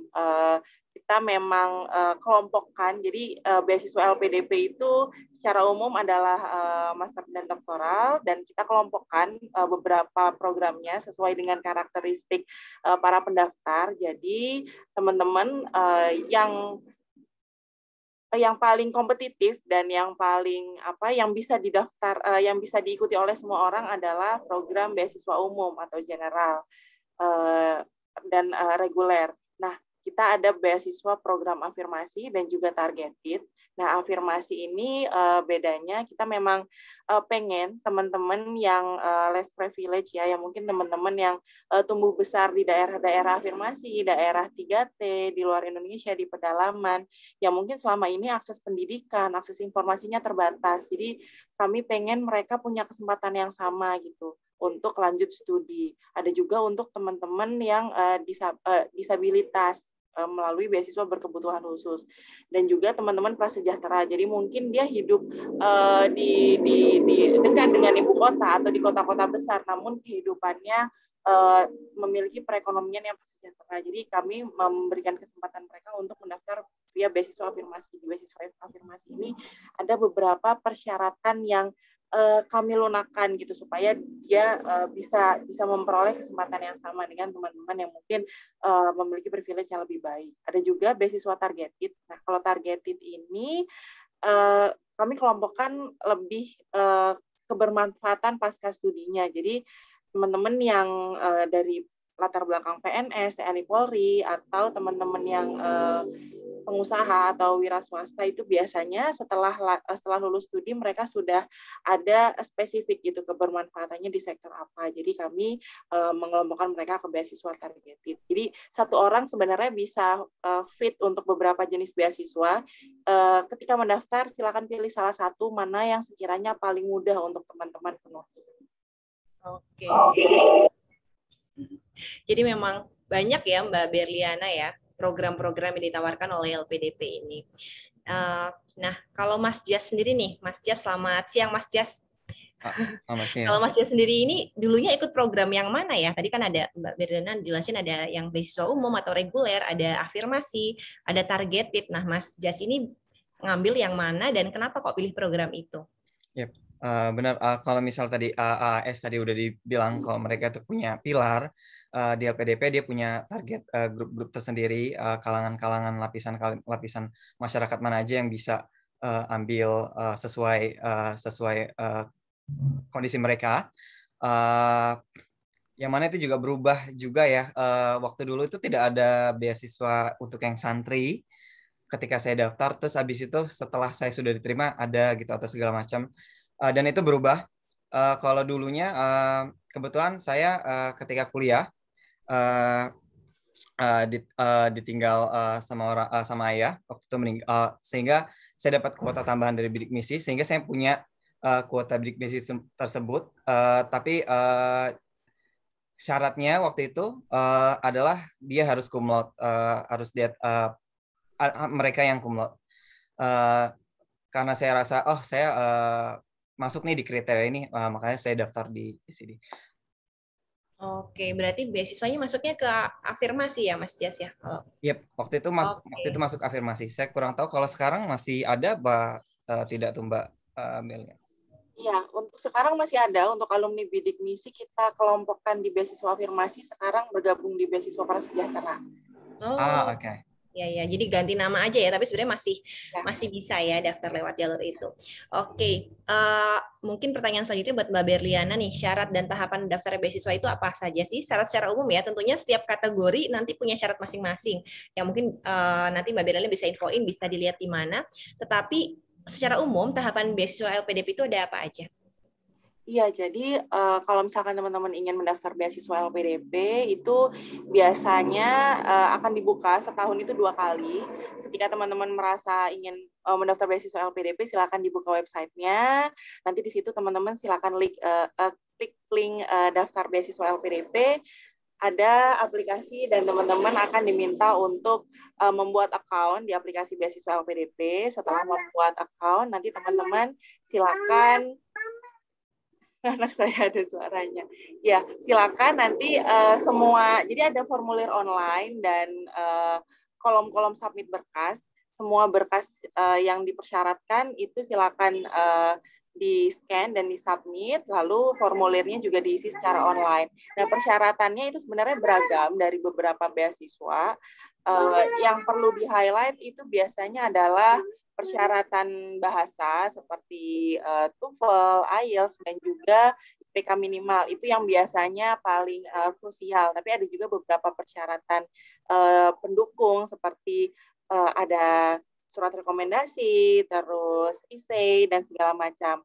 Nah, itu nanti setelah teman-teman dirasa sudah diupload semua, silakan submit. Nanti akan kita cek dokumennya. Ketika semua dokumen sudah dipenuhi dan lengkap, batas-batas minimal sudah dilewati, maka teman-teman akan dinyatakan lulus seleksi administrasi. Setelah lulus seleksi administrasi, nanti silakan teman-teman akan lanjut ke seleksi substansi akademik dan seleksi substansi kebangsaan. Nah, seleksi substansi akademik ini teman-teman seperti mengerjakan TPA online, tes bakat skolastik namanya, kita bekerja sama dengan Kemdikbudristek. Jadi ya di sini selain ada tes mengenai substansi akademik, modelnya TPA itu juga ada tes substansi kebangsaan. Nah, di situ nanti teman-teman melaksanakan secara online, lalu nanti akan kita lihat nilai teman-teman dan nanti kita akan menentukan passing grade untuk tiap program. Setelah dinyatakan lulus, teman-teman akan lanjut ke seleksi wawancara. Nah, seleksi wawancara ini teman-teman akan digali lebih ke apa yang sudah teman-teman isi sebelumnya di form pendaftaran, termasuk juga essay-nya. Jadi ketika sama seperti AAS juga, jadi para interviewer akan membaca terlebih dahulu, memperdalam profil teman-teman terlebih dahulu, dan nanti akan dikonfirmasi dan lebih dieksplor lagi apa yang sudah teman-teman ceritakan. Di wawancara ini akan lebih banyak ditanyakan tentang rencana studinya, kesiapannya, alasannya kenapa mau lanjut S2 atau S3, dan kalau misalkan S3 juga akan ditanya tentang proposal penelitiannya.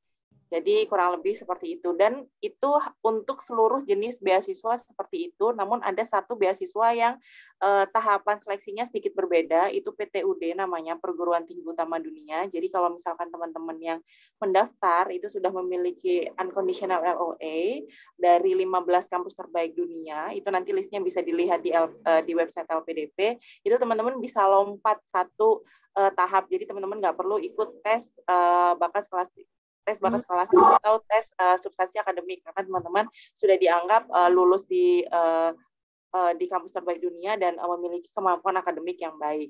Tapi kalau misalkan teman-teman mendaftar di beasiswa yang lainnya juga diperkenankan nggak harus punya LOE, jadi silakan teman-teman belum punya LOE sama sekali silakan, sudah punya LOE tapi sifatnya masih kondisional silakan, atau LOE-nya sudah unconditional juga boleh banget. Oh, jadi nggak masalah ya, mau belum punya LOE maupun yang udah punya LOE masih bisa mendaftar gitu ya. Kalau Mas Jas sendiri nih, pengalamannya Mas Jas nih, gimana sih tipsnya biar lolos nih dari seleksi-seleksi yang tadi sudah disebutkan oleh Mbak Berliana? Ada nggak sih pengalaman berharga ketika proses seleksi yang mungkin bisa di-share ke kita-kita di sini? Sebelum menjawab ke pertanyaan inti, sebelumnya saya pengen shout out dulu buat para partisipan yang udah daftar dan udah berkunjung sini. Saya mau shout out, good job, you do the right thing.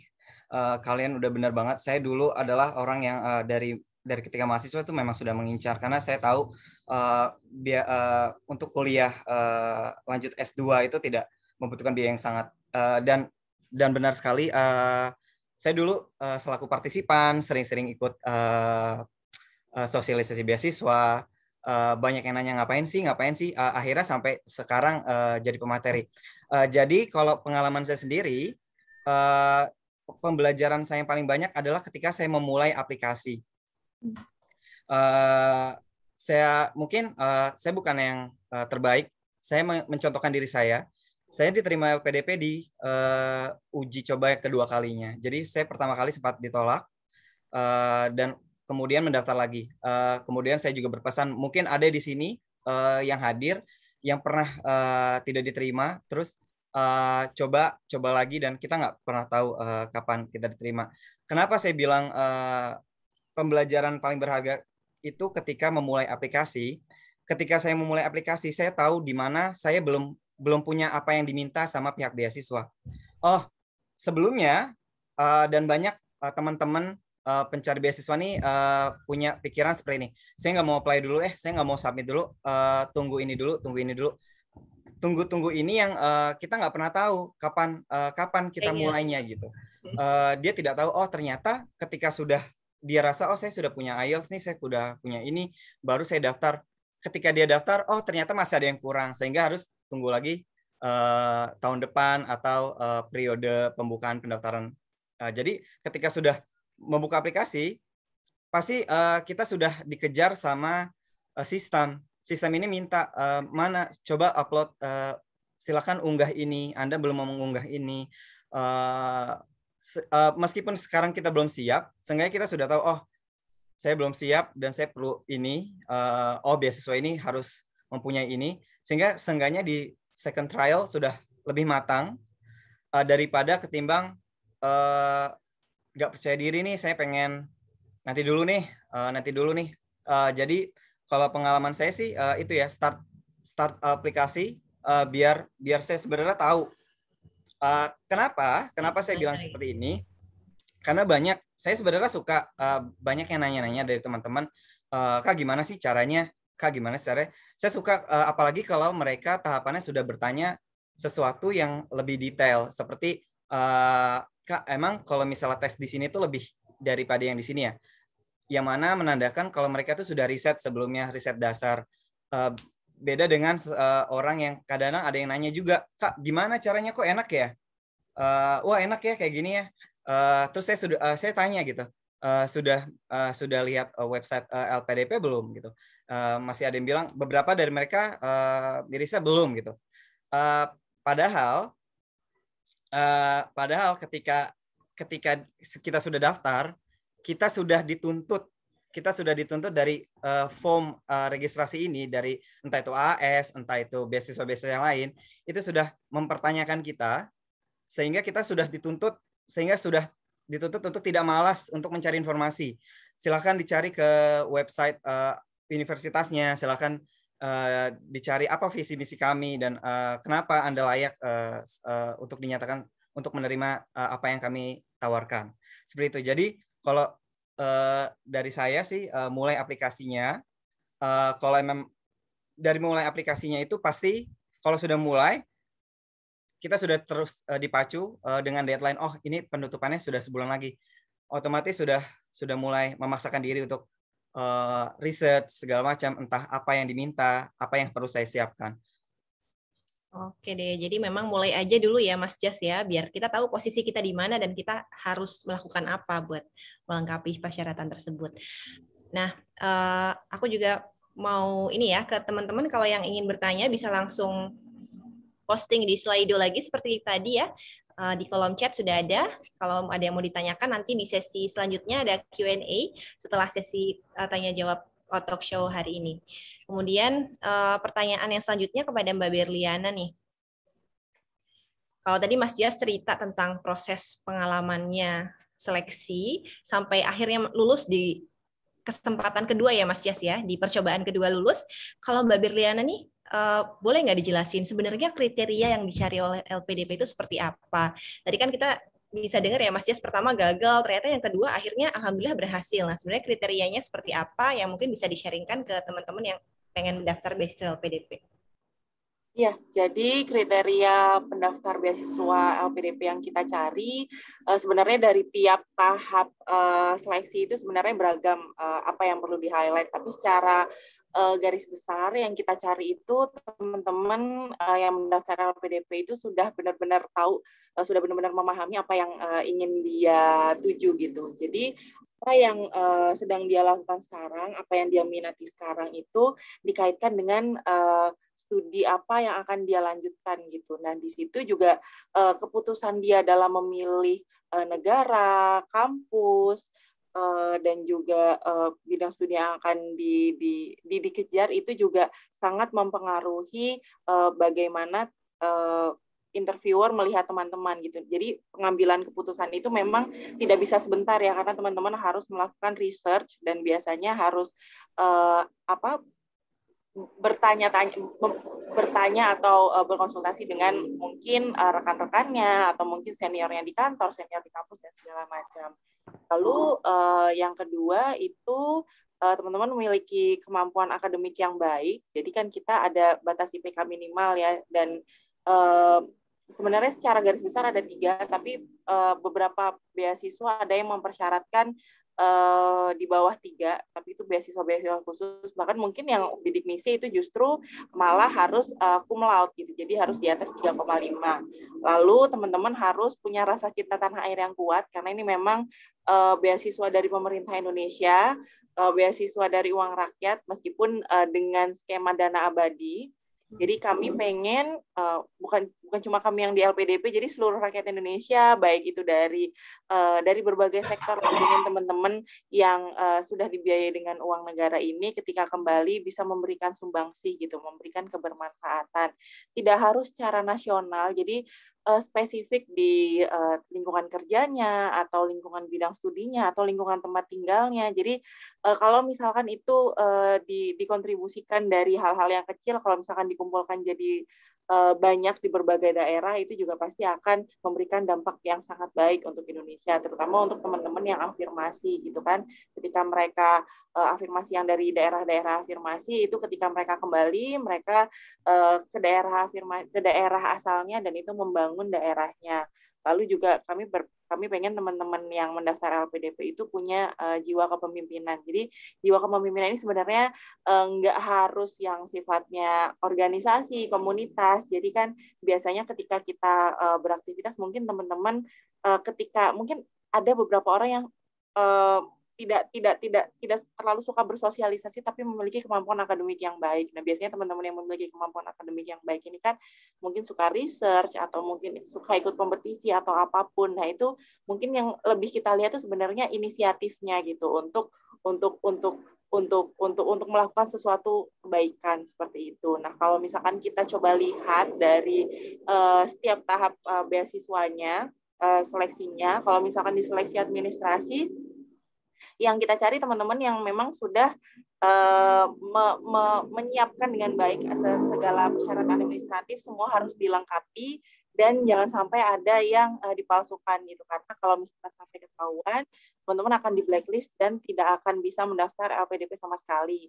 Padahal kalau misalkan teman-teman gagal, bukan karena sebab itu, teman-teman diperkenankan berkali-kali, berapa kali pun itu silakan gitu. Kita tidak ada batas maksimal berapa kali teman-teman bisa mendaftar. Jadi dipersiapkan dengan baik. Lalu kalau misalkan di tahap yang seleksi substansi akademik dan seleksi substansi kebangsaan itu biasanya lebih karena latihan ya. Biasanya kalau kita TPA itu kan sering-sering latihan dan menjaga kondisi badan aja supaya lebih fit gitu. Jadi supaya ketika hari H itu kita tidak terdistraksi dengan mungkin badan yang kurang fit atau hal-hal lain yang di luar kuasa kita gitu. Kalau misalkan di wawancara, yaitu tadi semua yang sudah kita tuliskan di seleksi di berkas-berkasnya itu dipahami dengan baik dan jadilah diri sendiri aja gitu. Tidak perlu kita memasang topeng untuk menjadi diri orang lain, karena nanti interviewer juga pasti akan menanyakan hal yang teman-teman sampaikan secara berkelanjutan seperti itu. Oke, jadi kita harus jadi versi terbaik dari diri kita ya Mbak Berliana ya buat mendaftar ya. Jangan sampai kita memalsukan diri maupun kita memalsukan dokumen ya. Bahaya sekali ya kalau saya memalsukan dokumen ya. Mbak Maya, mungkin saya tadi belum jawab tips pribadi ya masalah ketika penyiapan essay atau ketika seleksi substansi. Tips dari saya sih coba angkat isu benar-benar yang tangible, yang benar-benar memang mulai dari ada. Mungkin ini bisa untuk menjadi brainstorm dari sekarang. Jadi sebenarnya Indonesia ini butuh apa sih masalah yang ada di Indonesia? Karena tadi yang seperti udah Mbak Berliana sampaikan, cinta Indonesia berarti peduli terhadap Indonesia. Jadi sebenarnya isu-isu apa sih sebenarnya yang sekarang itu bisa dibilang sudah di tahap urgent. Urgensi apa? Kenapa itu urgent? Lalu mulai berpikir dari sekarang apa yang bisa saya coba untuk berkontribusi untuk menyelesaikan atau memberikan solusi terhadap isu-isu tersebut yang ada di itu. Mungkin itu bisa jadi brainstorming dari sekarang. Terima kasih. Oke, benar-benar. Makasih banyak Mas Jas ya sharingnya. Jadi kita harus tahu ada masalah apa sih yang kita pengen ambil perannya buat kontribusi di situ. Mau masalahnya sekecil apapun itu nggak masalah ya. Yang penting kita tahu kita mau ambil peran di mana. Karena kita nggak mungkin ya bisa ngubah seluruh Indonesia gitu ya Mas Jas ya. Jadi kita harus ambil peran di situ ya. Oke. Pertanyaan selanjutnya mungkin buat Mas Jas nih. Tadi kan setelah kita seleksi, kemudian syarat-syaratnya tadi sudah disampaikan ya, tipsnya seperti apa. Setelah ditetapkan sebagai awardee nih, Mas Jas, waktu itu pengumuman ya, pengumumannya itu seperti apa, kemudian setelah ditetapkan sebagai awardee, proses apa yang harus kita jalani lagi untuk selanjutnya apa? Setelah diterima kita langsung pesan tiket nih ke Australia atau ke negara lain, atau ada proses lain yang kita harus jalani sebelum mulai studi? Mungkin bisa dijelaskan, Mas Jas. Pengalaman saya di LPDP, saya 3 kali nganuin pengumuman ya dalam satu periode. Maksudnya ada selamat Anda dinyatakan seleksi administrasi. Selamat Anda dinyatakan seleksi TPA akademik. Lalu selamat Anda dinyatakan lolos sebagai seleksi substansi. Yang mana syarat untuk menjadi awardee adalah mendapatkan tiga selamat ini gitu. Karena banyak yang sampai cuma 2 tapi tidak 3. Ada yang ada yang nilai passing grade di TPA dan TPA-nya sangat tinggi tapi tetap substansinya nggak dapat. Jadi ketika saya sudah mendapatkan selamat yang ketiga yang dinyatakan sebagai awardee, pertama saya bersyukur dan mempersiapkan apa-apa yang belum saya punya gitu. Karena tadi LPDP tadi sudah dijelaskan sama Mbak Berliana, jadi boleh ada yang sudah punya LOE, maka mereka yang sudah mempunyai LOE unconditional, mereka tinggal mengajukan tanggal keberangkatan dan siap untuk berangkat. Sedangkan saya ketika itu kebetulan sudah memiliki nilai IELTS dan nilai IELTS-nya sudah cukup untuk mendaftar ke universitas. Alasan saya lagi karena saya ada tiga universitas. Pertama ada di dua universitas di Australia dan 1 di UK. Karena di setiap universitas yang saya tuju ini mensyaratkan biaya pendaftaran, maka saya baru pede untuk mendaftar ini setelah saya sudah punya provider, saya sudah punya sponsor untuk saya rasa mampu untuk berkuliah di sana gitu. Ketika sudah dinyatakan substansi, saya langsung lamar. Ini berkas-berkas saya ke universitas karena memang tadi saya sudah persiapkan sebelumnya. Tidak sampai 1 minggu unconditional letter itu sudah terjawab gitu. Jadi tinggal apa saja yang belum Anda penuhi untuk sampai keberangkatan. Itu sih sebenarnya ketika sudah dinyatakan lulus. Oke, makasih banyak Mas Jas sharingnya. Kemudian untuk yang selanjutnya nih, mungkin pertanyaannya lebih ke Mbak Berliana ya. Kalau setelah diterima itu kan ada, kalau LPDP kalau nggak salah ada yang namanya persiapan keberangkatan ya Mbak Berliana. Nah, kalau untuk prosesnya itu seperti apa, persiapan keberangkatan tersebut, kemudian kalau tidak salah ada juga pengayaan bahasa untuk afirmasi ya. Nah, itu prosesnya seperti apa dan apakah itu boleh untuk semua awardee dan bagaimana prosesnya terutama sekarang nih di masa pandemi seperti sekarang, apakah ada perubahan kebijakan baik PK maupun pengayaan bahasa? Mbak Berliana, maaf masih mute ya. Ya, mohon maaf. Jadi memang sebelum teman-teman melanjutkan studi itu ada persiapan keberangkatan yang memang harus teman-teman ikuti, itu wajib untuk semua awardee LPDP. Lalu ada juga pengayaan bahasa yang memang kita berikan untuk teman-teman afirmasi. Nah, pengayaan bahasa ini sifatnya tidak wajib, jadi memang kami memberikan kesempatan aja untuk teman-teman yang afirmasi. Jadi biasanya ketika mereka mendaftarkan, standar bahasanya mungkin tidak seperti yang beasiswa umum ya, kita sedikit longgarkan. Jadi ketika mereka harus apply di kampus tujuan, itu biasanya ada gap yang harus dikejar. Nah, melalui pengayaan bahasa ini, kami memberikan kesempatan mereka untuk memperkuat kemampuan bahasanya, supaya nilai di sertifikatnya nanti bisa naik dan bisa mengejar ke kampus tujuannya. Dan lama studinya itu, lama pengayaan bahasanya itu beragam. Ada yang 3 bulan, ada yang 6 bulan, 9 bulan, ataupun seterusnya. Itu sesuai berapa jauh gap yang harus dikejar. Jadi biasanya kalau misalkan memang jauh, itu biasanya jadinya lebih lama. Dan pengayaan bahasanya sendiri ada yang IELTS, ada yang TOEFL. Nanti kita sesuaikan dengan kampus tujuan yang sudah teman-teman pilih untuk daftar. Biasanya sih kalau keluar negeri IELTS, tapi nanti coba kami akan melihat kembali juga persyaratan di kampus tujuannya. Lalu untuk yang persiapan keberangkatan ini memang perlu diikuti oleh semua teman-teman yang akan lanjut studi. Ini sebenarnya kita mengumpulkan teman-teman dari berbagai latar belakang, berbagai asal provinsi untuk teman-teman yang mau lanjut studi ke berbagai tujuan.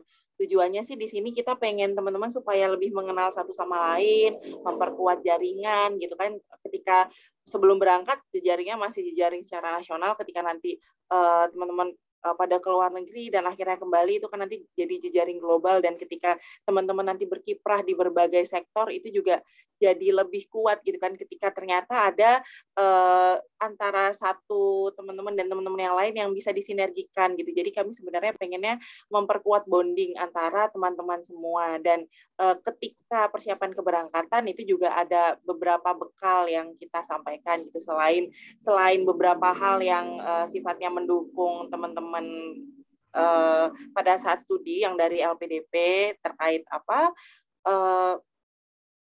hal-hal yang memang teman-teman akan laksanakan gitu untuk mungkin monitoring dan evaluasinya, terus untuk pembayarannya dan segala macam, teman-teman juga akan mendapatkan inspirasi dari berbagai pimpinan dari berbagai latar belakang ya, seperti mungkin para menteri, ada sesi menteri, bahkan kemarin juga ada presiden, lalu ada juga gubernur, ada juga yang dari sektor private seperti mungkin CEO-CEO dari korporasi besar, bahkan ada juga mungkin CEO-CEO startup yang memang di sini tujuannya untuk membuka cakrawala teman-teman dari sudut pandang para narasumber yang diundang itu dari berbagai sektor, supaya teman-teman jadi lebih tahu mungkin hal-hal apa sih yang masih Indonesia butuhkan gitu. Jadi pengennya gap-gap dan ruang perbaikan yang masih ada di Indonesia yang perlu diperbaiki itu teman-teman nanti bisa mengisi gitu.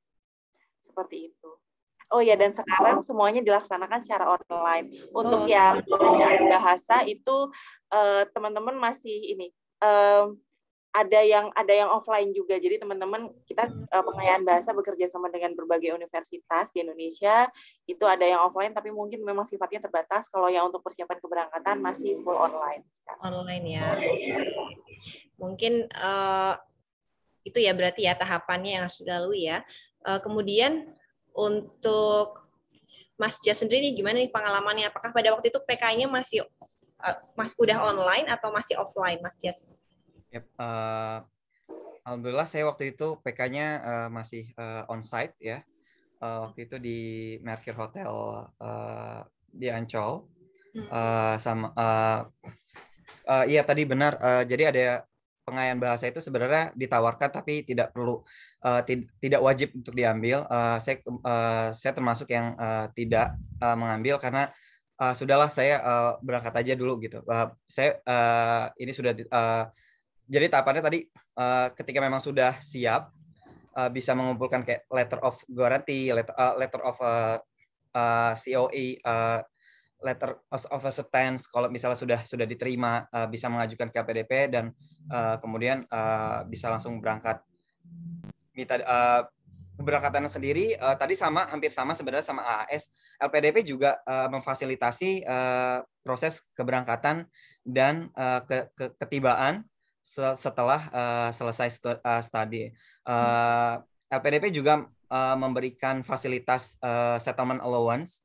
Jadi kalau misalnya tadi Mas Fikri sama Mbak Dea itu bilang di AS, di LPDP juga kita juga difasilitasi itu gitu. Kita diberikan dana 1 bulan sebelum berangkat, dana untuk 1 bulan di Australia, dana hidup selama 1 bulan di Australia, pertama satu kali sebelum, dan ketika sudah dapat di Australia itu juga dapat lagi gitu. Jadi kalau besarannya kurang lebih hampir sama. Bahkan kalau misalnya bulanannya untuk Australia sendiri, LPDP mungkin ada tim evaluatornya.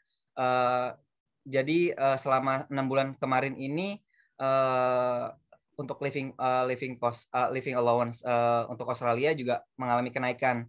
Karena mungkin tadi ditinjau di beberapa kota.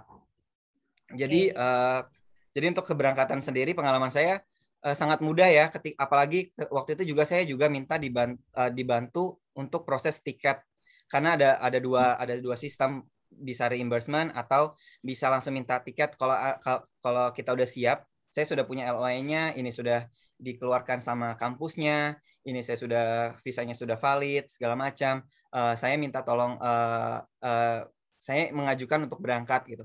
Dan LPDP juga sudah punya fasilitas tiketing. Jadi saya kemarin tidak perlu pusing-pusing untuk beli dulu gitu ya, langsung ya aja untuk pesan ke ya. agent. LPDP langsung semua yang mengurus. Saya pengen minta di tanggal sekian. Kenapa?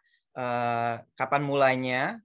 Kasih reasonable gap aja ya. Maksudnya saya butuh 2 minggu untuk settle atau segala macam. Kemudian berangkat. Jadi prosesnya untuk masalah generous, LPDP saya rasa sama generous juga. Mungkin ada beberapa perbedaan aja komponennya. Oke, jadi memang semua juga ditanggung ya Mas ya, mulai dari visa, kemudian tiket, kemudian di sana ada living allowance, kemudian ada juga tadi sebelum berangkat ya dapat kayak semacam kayak settlement allowance gitu ya, agar kita bisa menetap di sana mungkin untuk bayar sewa rumah dan lain sebagainya. Pertanyaan selanjutnya buat Mbak Berliana nih, kalau misalnya kan saya dengar kalau misalkan student visa itu di Australia itu kan sebenarnya diizinkan bekerja oleh pemerintah Australia gitu. Nah, kalau LPDP sendiri apakah boleh jika studentnya itu misalkan part-time bekerja di tempat lain sambil studi? Jika memang boleh, apakah ada syarat tertentu atau mungkin nggak boleh bekerja sama sekali? Mungkin Mbak Berliana bisa sharing? Iya, jadi untuk award di LPDP sebenarnya kami pengen teman-teman bisa mengoptimalkan studinya ketika di luar negeri maupun di dalam negeri. Jadi kami tidak memperkenankan teman-teman untuk sambil bekerja.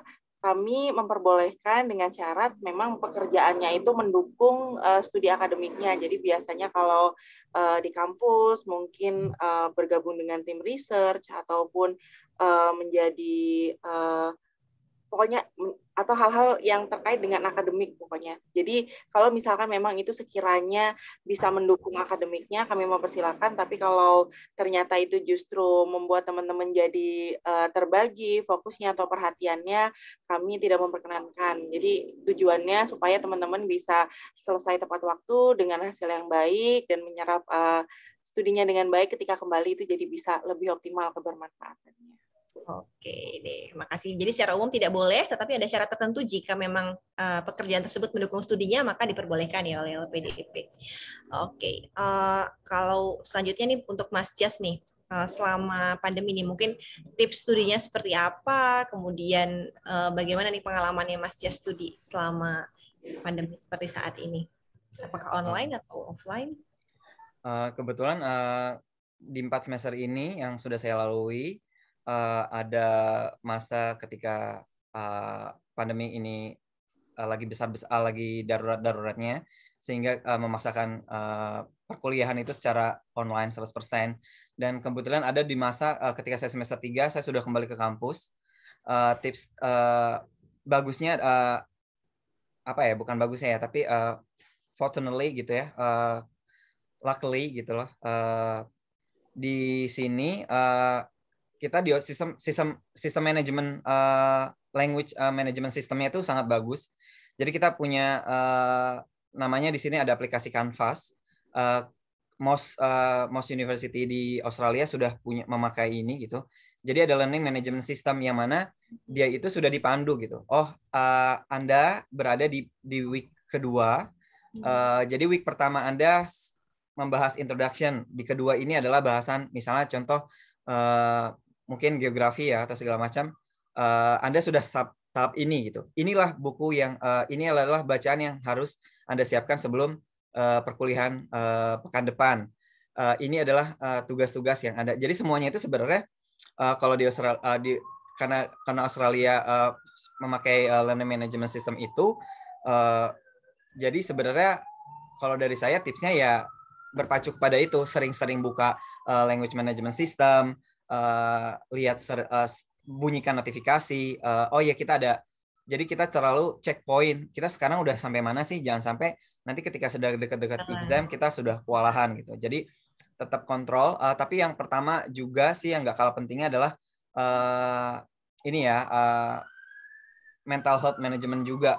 Karena di Australia sangat ketat, apalagi Melbourne. Di sini kita sudah dapat award julukan sebagai the most lockdown city in the world. Kita lockdown yang paling lama. Kita tidak boleh keluar dari 5 km zona di mana kita berada. Jika tidak, kita akan didenda, yang mana dendanya itu bisa, ya sudah, apa yang didapat dari LPDP 1 bulan itu hilang semuanya gitu. Alias ya 2000 fine gitu. Tidak pakai masker 300 equal to 200 ya. Equal to 2 jutaan gitu. Jadi dari situ sebenarnya kita juga punya, selain tekanan akademik, kita juga punya tekanan mental sebenarnya. Kita juga nggak bebas, kita nggak bisa serta-merta belajar di taman, kita serta-merta bisa diskusi di perpus, segala macam. Jadi mental health management ketika pandemi ini juga harusnya menjadi concern. Ketahui tidak melulu concern terhadap mental health ini tidak melulu bisa kita sama dengan cengeng ya atau segala macam, karena kita harus memvalidasi, oh kalau saya ini sedang tidak baik-baik saja gitu, karena pada intinya semua itu berpengaruh pada performance akademik kita nanti, yang mana sebenarnya again tadi pihak sponsor, pihak provider beasiswa yang mengirimkan kita ke sini tuh pengennya kita punya hasil yang prima, hasil akademik yang prima semaksimal mungkin. Oke deh, jadi itu ya sharing-sharingnya Mas Jas. Jadi penting sekali untuk menyeimbangkan kesehatan mental, kesehatan fisik, dan kesehatan pikiran ya selama studi di masa pandemi seperti sekarang. Baik, terima kasih banyak Mbak Berliana dan Mas Jas. Untuk selanjutnya kita masuk ke sesi Q&A ya. Di sini udah banyak sekali pertanyaan. Nah, pertanyaan pertama untuk Mbak Berliana mungkin ya. Untuk targeted, untuk ASN, apakah ASN PPPK bisa mendaftar untuk program grup targeted ASN atau hanya dibatasi untuk PNS saja? Mungkin Mbak Berliana bisa jawab. Ya, jadi sejauh ini memang untuk yang PNS itu spesifik untuk PNS, untuk yang teman-teman PPPK sejauh ini belum, karena salah satu persyaratannya itu adalah surat pengangkatan PNS dan CPNS yang menjadi syarat administratif. Jadi kalau misalkan teman-teman yang non PNS namun yang bekerja di sektor pemerintahan, nanti silakan dicek beragam jenis beasiswa, nanti silakan silakan teman-teman mendaftar mana yang paling fit dengan karakter teman-teman. Oke, jadi memang sementara belum ada ya, karena memang untuk yang targeted PNS itu, ASN itu untuk yang PNS, karena ada syarat SK CPNS dan SK PNS. Untuk pertanyaan selanjutnya buat Mas Jas nih, kenapa sih akhirnya milih Australia dibandingkan dengan negara lain? Terus bagaimana bedanya apa kuliah di Australia dengan mungkin dulu Mas Jas ketika S1 di Indonesia? Oke, baik, kenapa saya milih di Australia? Karena again, ini lagi tips lagi, kalau misalnya masalah tips itu, kenali kebutuhan sama kebutuhan Anda. Ini juga yang menjadi kunci untuk menjadi modal Anda untuk seberapa meyakinkankah Anda ketika seleksi wawancara beasiswa gitu. Ada orang yang tiba-tiba memilih negara apa karena negaranya indah. Misalnya saya pengen ke Korea Selatan nih karena pengen kayak gini-gini. Jadi tolong kalau saya sendiri kebutuhan saya itu karena memang saya kuliahnya dulu linguistik di English Department di Undip dulunya. Jadi yang relevan kepada saya adalah English speaking countries. Saya dulu milihnya UK dan Australia.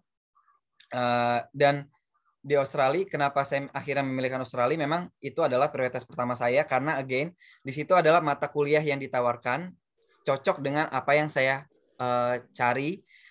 Ada mata kuliah yang ingin saya dalami di situ, yang itu berkenaan dengan apa yang sudah saya rencanakan di essay saya, apa yang sudah saya jabarkan ketika di seleksi wawancara, karena memang yang ditawarkan dari sekian banyak universitas di sini, gitu. Fokusnya di sini. Kenapa di Australia, gitu. Mungkin memang saya ada pilihan di US waktu itu di Pennsylvania, tapi terlebih tadi saya secara keseluruhan menimbang lagi nih, oh di Pennsylvania bagusnya ini, di Australia bagusnya kurangnya ini, bagusnya ini. Ketika itu saya milih Australia, kenapa? Karena pertama keberagamannya, karena ketika itu saya concern sama language maintenance and safe, bahasa sebagai bahasa kepunahan bahasa itu di sini menjadi concern. Di sini ada setiap bahasa Aboriginal di sini memiliki language centernya dan kemudian mereka memberdayakan itu gitu. Jadi sampai ke titik kampus ini memiliki research unit of indigenous languages gitu. Di sini ada research unit yang memang saya pengen serap dari situ. Jadi again saya tidak mengencourage tidak mempromote ke Australia hanya karena bagus atau segala macam, tapi again kembali ke tujuan awal gitu. Kenapa Australia menjadi cocok terhadap visi misi para calon-calon, saya bilang calon-calon penerima beasiswa selanjutnya ya, amin. Amin. Ya, oke Mas Jas. Jadi kita pilih Australia itu karena cocok dengan kebutuhannya Mas Jas ya. Jadi setiap orang tuh harus tahu kebutuhannya apa, kita pengen belajar apa, masalah tadi kita harus mengabdi di bidang apa, kita mau upgrade di situ. Nah, kita cari apakah universitas tujuan tersebut menyediakan hal itu gitu ya. Bukan cuman ini keren, ini kayaknya bagus atau kotanya keren atau gimana gitu ya. Jadi lebih penting adalah bagaimana universitas tersebut adalah universitas yang cocok untuk kita gitu ya. Oke, pertanyaan selanjutnya nih ada pertanyaan mungkin untuk Mbak Berliana. Apa yang terjadi sih Mbak kalau ketika kita studi atau ketika kita kuliah di Australia misalnya, terus nilai kita jelek, kalau nggak salah kan ada batasnya ya, harus 3,25. Apa yang terjadi kalau misalnya kita tidak mencapai target itu dan nanti apa yang harus dilakukan oleh mahasiswa tersebut kalau misalkan target tersebut tidak tercapai? Mungkin Mbak Berliana bisa share. Ya, jadi memang teman-teman yang menjadi award di LPDP yang sudah studi akan kami minta untuk menyampaikan laporan perkembangan studi atau laporan perkembangan akademik secara periodik.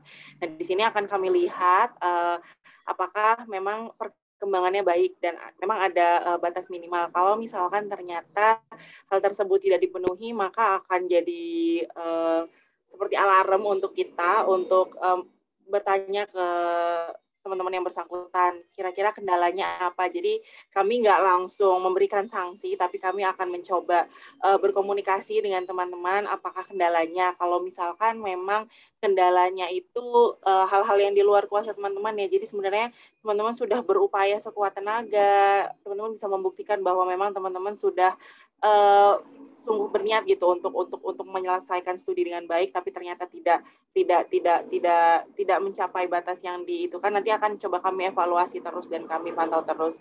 Yang pasti ketika di LPDP, kalau misalkan ternyata itu berimbas ke masa studi, ketika itu lewat masa studi kan kalau magister maksimal 2 tahun, kalau doktoral maksimal 4 tahun. Jadi kalau misalkan ternyata itu berimbas ke masa studi, jadi kalau melewati itu maka teman-teman akan kami stop beasiswanya. Jadi cukup di masa studi maksimal. Tapi kalau misalkan ternyata teman-teman bisa tetap menyelesaikan dengan baik, ya nanti sanksinya nanti akan melihat seperti apa gitu upaya teman-teman. Kalau misalkan memang teman-teman sudah dapat membuktikan bahwa studi dengan sungguh-sungguh dan itu memang di luar kuasa teman-teman, jadi nanti pasti kita akan berusaha pengertian ke teman-teman. Yang jelas kita yang sanksi yang sifatnya sangat saklek itu ketika sudah lulus tapi nggak balik ke Indonesia.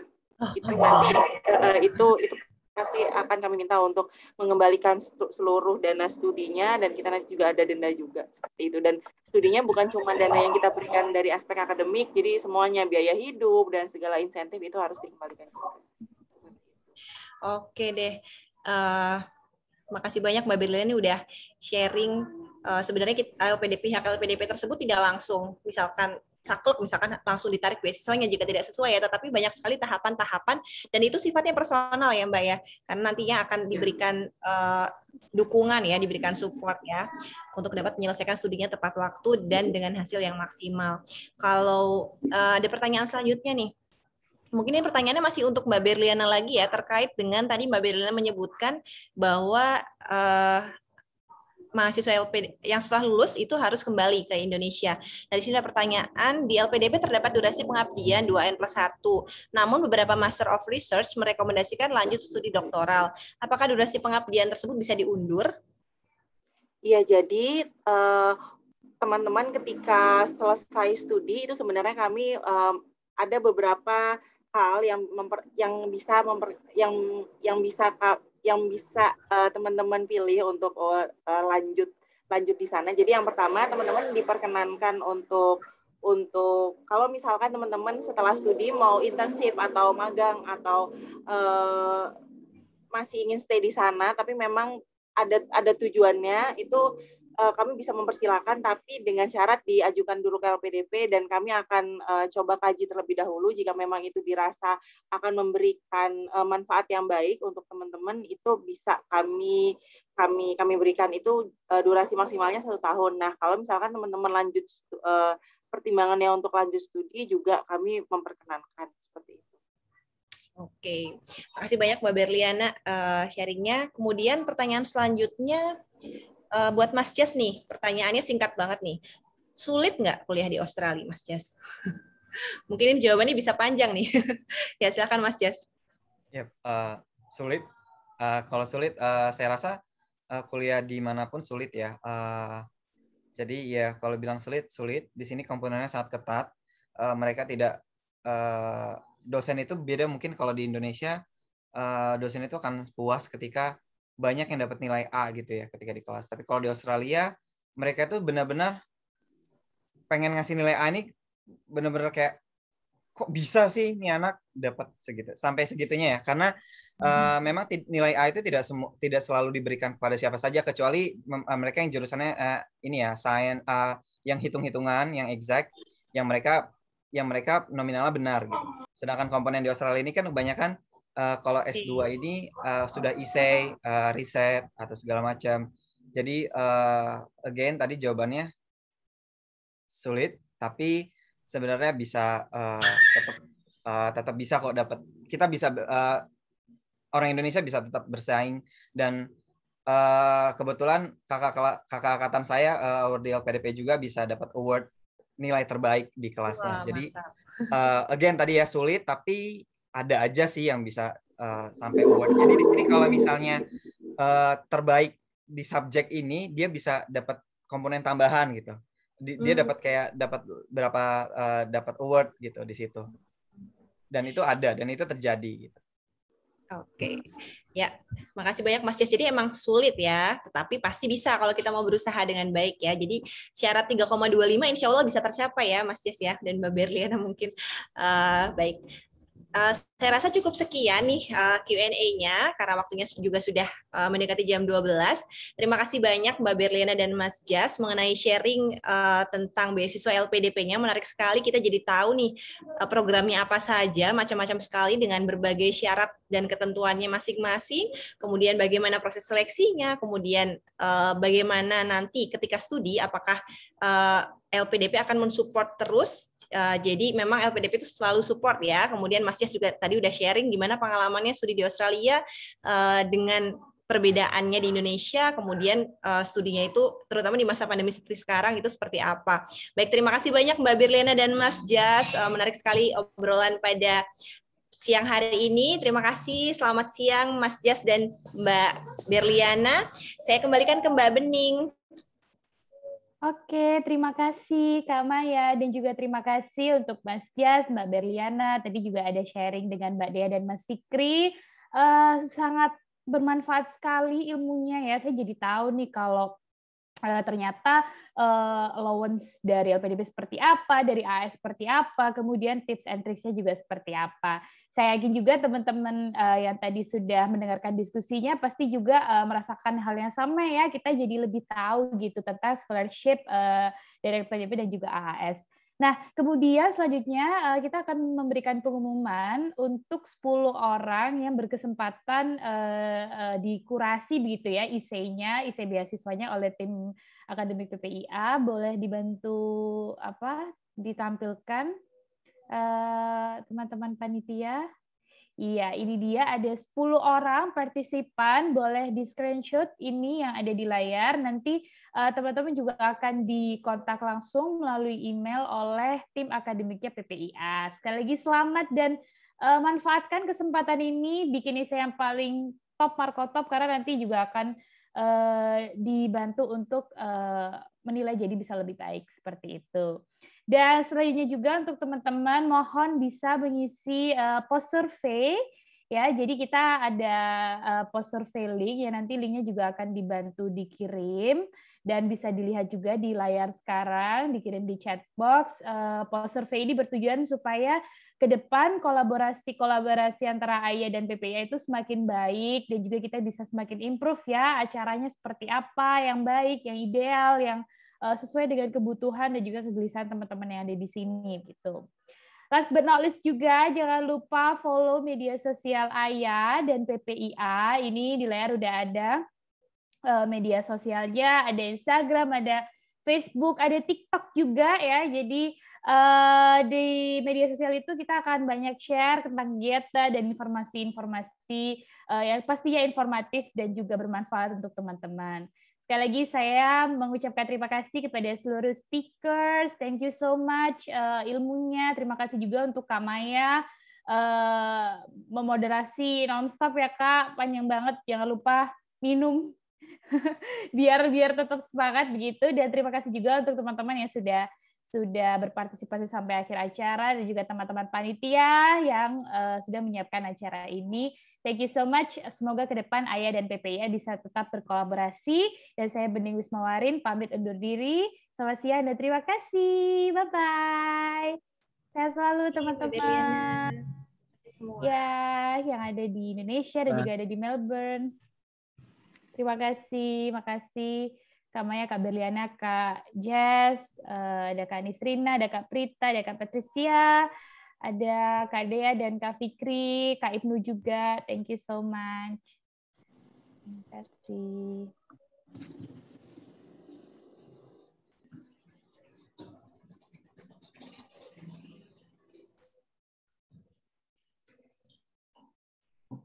Oke, teman-teman partisipan boleh leave ya.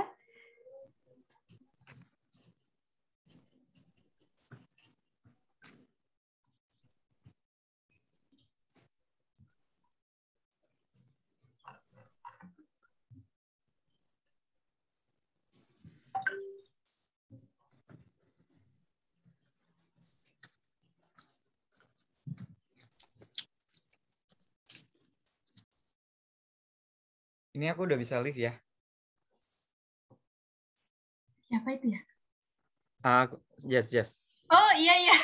Oke, ya. Iya Mas. Ya, terima kasih banyak ya Mas ya. Terima kasih. Enjoy di Sydney. Nanti sertifikatnya aku kirim lewat WA ya. Oke, siap, baik. Makasih semuanya. Ya, selamat siang. Iya. Oh iya, recordingnya mungkin bisa di stop dulu kali ya.